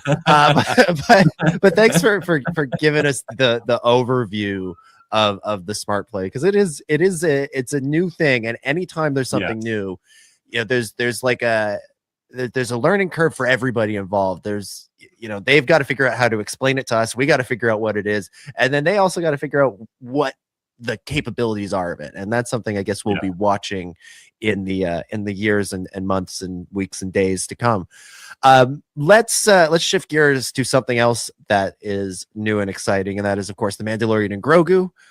We can now say it comes out next month. We're in that phase where we can say a new Star Wars movie is coming out next month. For everybody who's watching, they can see just behind your shoulder there, you've got a couple of the Mandalorian and Grogu Lego sets. What have you thought of what we've seen from those? Have you had a chance to build those ones, or are they still in the box there? These boxes literally turned up with me a few days ago. We're very fortunate in that the Lego group send us things a little bit early sometimes, so we can get them in the magazine ASAP. So over the next few days, I'm going to be doing some speed building of Star Wars Mando and Grogu sets so we can meet the deadline for the next issue. But that's the nicest kind of deadline, right? Having to build new movie sets for Lego Star Wars. Like, there's nothing better than new movie sets. They're so much more exciting than just a regular wave of sets. So yeah, the ones that I'm really keen on that I think look really cool. Firstly, the Anzellan starship, just because it's something so different. And that moment in the trailer where the Anzellans and Grogu are crammed into that cockpit just looks so funny. And yeah, I'm really, really itching to do this one. It's got like a droid workshop inside. You can lift the lid off, and there's the Anzellans are doing all of their kind of tinkering and all that stuff that they get up to. And then I think the Razor Crest looks really cool. It looks like that's built in a really different way to the previous one, and it looks like a really solid, nicely proportioned version of that ship. Yeah, that one looks really cool. And this has got the yellow parts to it. That's kind of an updated version of what we previously really seen from the Razor Crest. Yeah, the Razor Crest has had a couple of Lego sets previous. Correct me if I'm wrong. Yeah, exactly. There was a play scale one kind of similar to this, and then like a big fancy ultimate collector multi-thousand piece monster of one. And I think for the scale, this looks like the best of the play scale ones so far. I mean, like I say, I haven't built it yet, but just based on the kind of box art and the images that have been shared online, I think it looks really well proportioned, really accurate. And yeah, it looks really solid as well. I think this is going to be very swooshable. This is going to be one to fly around the living room. Are any of the Mando Grogu ones, or any of they smart brick enhanced, capable, anything like that? No, they're not. And I think this is one thing that like fans who are not keen on smart brick should really bear in mind. Like, all the smart play sets are extra Lego Star Wars sets for this year. They don't take up any of the slots from existing Lego Star Wars. So we had a new batch of sets in January. We've got these new sets coming in a week or so. So yeah, there's plenty of Lego Star Wars. If you're not at all interested in smart play, Lego Star Wars are keeping us busy. There's lots of things for us to go and spend our money on. Exactly. Including a new X-Wing, New Republic X-Wing. Isn't it funny, like no matter how many X-Wings you get, as soon as you see it in a new color scheme and style, it's really exciting all over again. Yeah. Like it blows my mind how every time I think, oh, a new X-Wing, and then I see it and I'm like, yes, a new X-Wing, I've got to have this. There's something about it's that old design. There's just something about it that whenever you see it, you're just immediately drawn to it. You're like, I want that. I want that. And like that, it's been a staple of the Lego Star Wars like line for pretty much its entire history. And yet every time it comes out, we're like, that one, I want that one. I still want that one. 100%. And this one's out a little bit earlier than the others. So I think this one's already available to buy. Oh, fantastic. And of course, we would be remiss if we didn't mention on this show that this is the one that comes with the first ever Carson Teva minifigure. So for all the fans of Carson Teva and Paul Sun Young Lee, this is it. This is the chance to get him in the minifigure format. Yeah. And there's a new Grogu figure in these sets as well, not in the X-Wing specifically, but I think he comes in the Razor Crest, the Anzellan Starship, and possibly in the ATRT as well. But he's got like a little molded body this time, so he's actually got like he's like a little bit more. He looks a little bit more active. Yeah, he doesn't look quite as passive as the previous version did. He's kind of in a slightly different pose. Any updates to the Anzellan minifigures, or are they sort of Babu Frick repainted? Yes, they're based on the one that was in the Star Wars Advent Calendar last year. Yes, because I remember thinking at the time, like I was really surprised that we got that new character in that set, and now it makes sense because they'd obviously designed the mold for this set.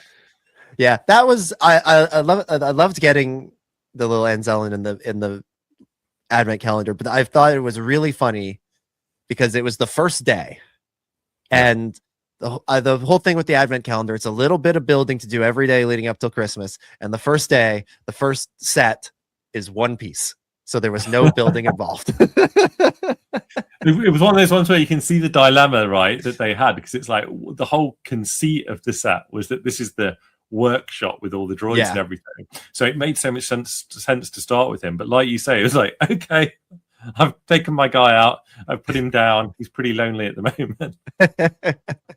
Yeah, we've built our guy, and didn't have to do anything. It worked out nicely. Such a cute figure, though. Yeah, pretty good. And you also mentioned the ATRT as well, with a little bit. I mean, this is nothing to do with Lego. This is the movie itself, but this looks like a Hoth set if I ever saw one. Oh yeah, it really does, doesn't it? It's so good though that there's a kind of smaller set that's got Mando and Grogu in, because it means that if you just want a taste of the film, you want those minifigures, you've got a way to just get straight in there. And this looks like a lot of fun. Absolutely. Now you're obviously seen the trailers, seen the promos for Mando Grogu. When you look at that stuff, what's something that hasn't yet been announced as a Lego set where you're like, that's going to be a cool one day? Is there anything that you're such a good question? Yeah. I want the arena. I want my hut. Yes. And I want, like, in this smart play throne room set, they've got like sticks that you've got your minifigures on, so you can make them dual. I want Mando on a stick so that you can kind of like have him battling Rotter, isn't it? Yeah, Rotter, yeah. I want that. I think that'd be good fun, because like the thing I'm excited about with Mandalorian and Grogu, and the things that I think will make really great Lego Star Wars sets, is the weird stuff that we've never seen before. Any opportunity for stuff like that in Lego form would be awesome. Yeah, I mean, so they've done some of the things where it's like build a character. Like I see behind you, you've got Wicket, and there's Chopper. Famously, there's R2, and then like there's in the more recent years, we've seen like Chewbacca's. They announced last year the K2SO that is available. I remember that at Celebration Japan, they had the life-size one of those, and I remember you could go and get a picture of it, but with it, but they lit it so terribly that in every picture I'm like, you can't tell what this gray blob is that I'm standing behind. You can't see how cool this freaking thing is. But convention lighting, right? Yeah, exactly. It's just what they got on the show floor. It's those big lights above that has to light everything, and then we all just make do. But like they did the K2SO, they've done 3PO, they've done Chewbacca. Have they ever done a Hutt in that scale? Have they ever done Jabba? Never. And I'm always, you see, this is where my first thought when you said it was like, do I want a character Lego sculpture of Rotter? Maybe not. I don't know. Like the Lego Star Wars design team never ceases to amaze. Like sometimes there's things that you think would never work and they pull it off in a really impressive, like Wicket is absolutely awesome. Like it's such an accurate representation of the character. But then, like Chewbacca, I wasn't so thrilled with when they did the model of that character. So it all depends on the execution. If they do a really good Hutt, I'll be up for it. I'll be in for it. But that would be a tricky shape to capture with Lego bricks, I think. Yeah, it would definitely be a challenge. And I definitely know what you mean. I mean, like you said, that Wicket, that guy looks just awesome. And throwing up like the image of it on screen for everybody who's watching. Like look at that. That's Wicket the Ewok. But I also agree that sometimes it doesn't work so well because they've yet to do a Grogu in this scale where I'm like, oh, that doesn't look terrifying. Because all the Grogu that they did make, I don't know, it didn't quite. Grogu is so particular, and there's just something about it that just didn't quite land for me. And it's funny how like your perceptions can change because like they move on and raise the game so quickly. Because I remember the first statue Grogu that they did, I was pretty impressed by him. I thought he was great. But the new version for the Mandalorian Grogu is basically a very similar version to that set, but with his armor on the front. And this time I looked at him and thought, he doesn't look quite right. You know, like, I don't know if I buy that one. And it's just interesting how quickly things evolve and how quickly, like I say, they raise the bar and do something better, and it raises your expectations in turn. It's something we find with the magazine, actually, when we're reviewing the sets. We're always kind of, being a little bit more critical, a little bit more particular about what we expect from the sets, because it's like, no, you guys have shown us what you can do. You can do even better than this. And I think that's the really fun thing for collectors now. Lego Star Wars has been going for so long. No matter how many times you build a different model, there'll always be a better version of it on the way, and always something new to discover. Yeah, it's fascinating to like look back at like those original sets and see how far we've come. Like there's such a charm to those original ones, but you're also then you look at the ones they're doing now and you're blown away by what over 25 almost 30 years what they've figured out how to do with bricks to not just capture the essence but like to literally capture it. It's pretty incredible. Yeah, for sure. Before I let you go, I mean, you and I are both fans of the Lego Star Wars animated specials. I figured we should just take a moment and look back on the most recent one, the Lego Star Wars Rebuild the Galaxy Pieces of the Past. What did you think of this special? What did you think of the Rebuild the Galaxy from the year before in general? And what are you looking forward to with presumably another one of these at some point? I really loved the first batch. I thought it was I thought the first batch of episodes in particular were really strong, really enjoyed them. You could see the passion that the showrunners had got for like Lego Star Wars and the deep cuts and things that they were putting into it.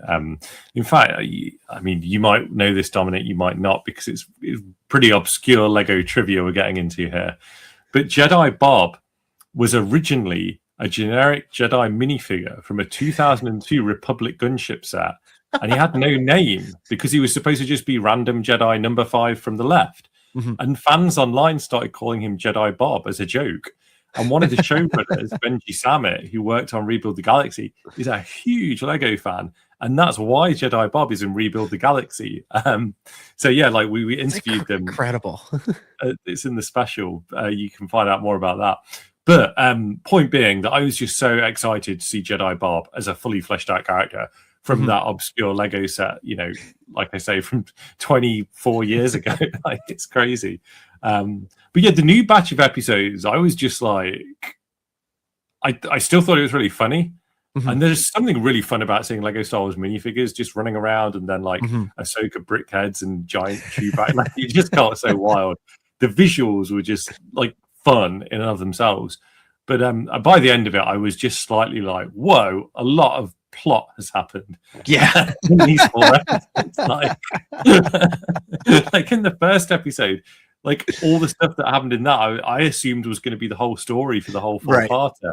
But there was so much lore just front loaded into it. It was the pace was pretty intense. It was pretty intense. Yeah.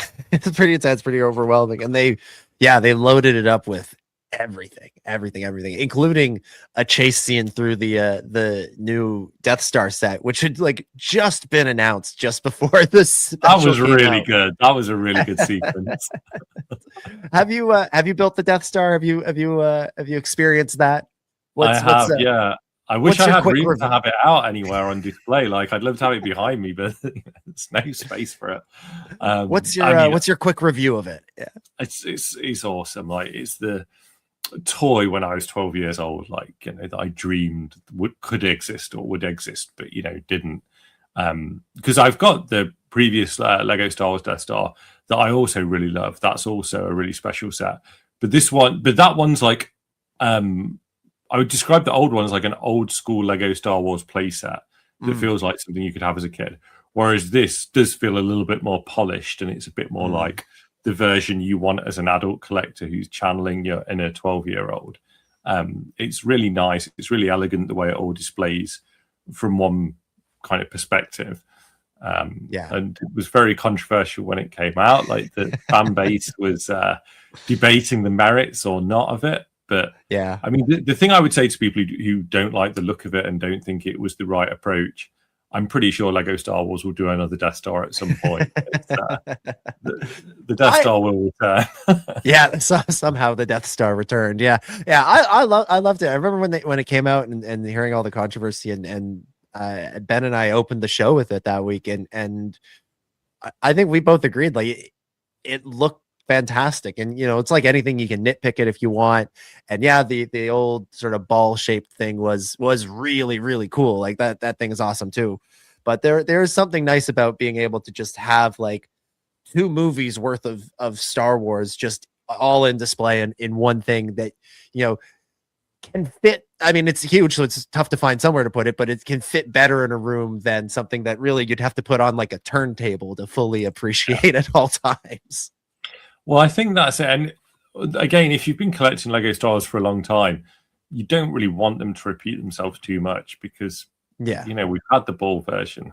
Like, let's have something different, like new. It keeps it interesting. Except with X-Wings. We will always take more X-Wings, any design, anyway, all the time, always. Graham, thank you so much for doing this. Everybody needs to check out the special Lego Star Wars Collector's Edition of Blocks Magazine. You can find it on the website, which is blocksmag.com. And also, if you are interested in the full history of Lego Star Wars, make sure to check out Lego Star Wars, the Force for Creativity. I really think the definitive book on the history of Lego Star Wars. So definitive that I started to watch a YouTube video one time about the history of Lego Star Wars and realized that 95% of it was just them recapping your book. And I went, right. So be sure to check both of those out. And Graham, if is there a place online where people can keep up with you and follow your Lego adventures, see what other sets you smash at the Lego store and all that? Definitely. Although all of the kind of social platforms you'd expect, search for Graham Hancock, and if there's a little picture of a guy in a pile of Lego bricks, then you found me. And Blocks Magazine is also on all the different social channels now. We've started doing some video content, so yeah, if you check us out on YouTube, there's some fun stuff there as well. Absolutely. Check it out. Happy building. Thanks again for doing this. May the Force be with you. And I will now throw things back to me in the future. Thank you very much, past me, and huge thank you to Graham Hancock again for sitting down for that conversation. We recorded that about 2 weeks ago, so that's why we didn't touch on things like the new UCS N1 Starfighter. It's the Mandalorian version, the silver one.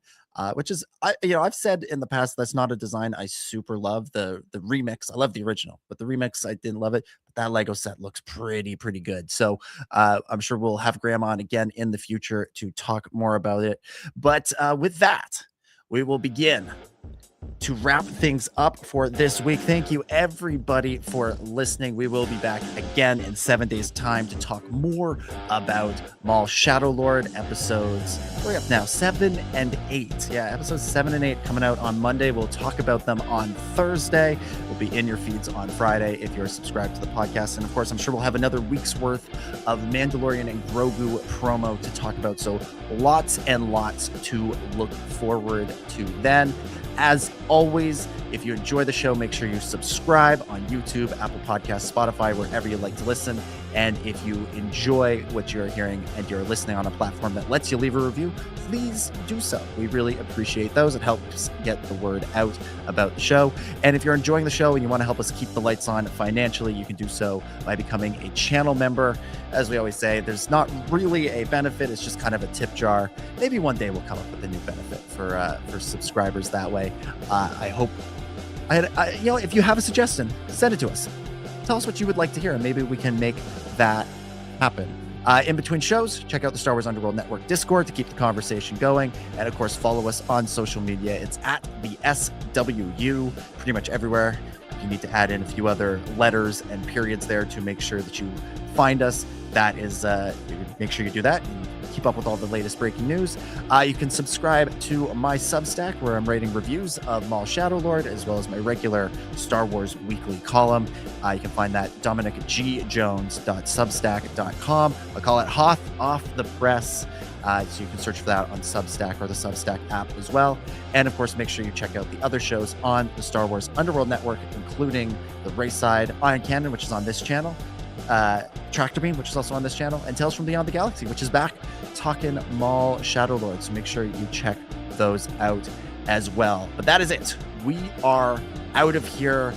Thank you everybody for listening. Again, we'll see you in 7 days. But for Ben, who had to run, for Ian, for Marty, for Graham, for Chris, who wasn't here, for Hannah, who wasn't here, for everybody at the Star Wars Underworld, my name is Dominic, and may the Force be with you.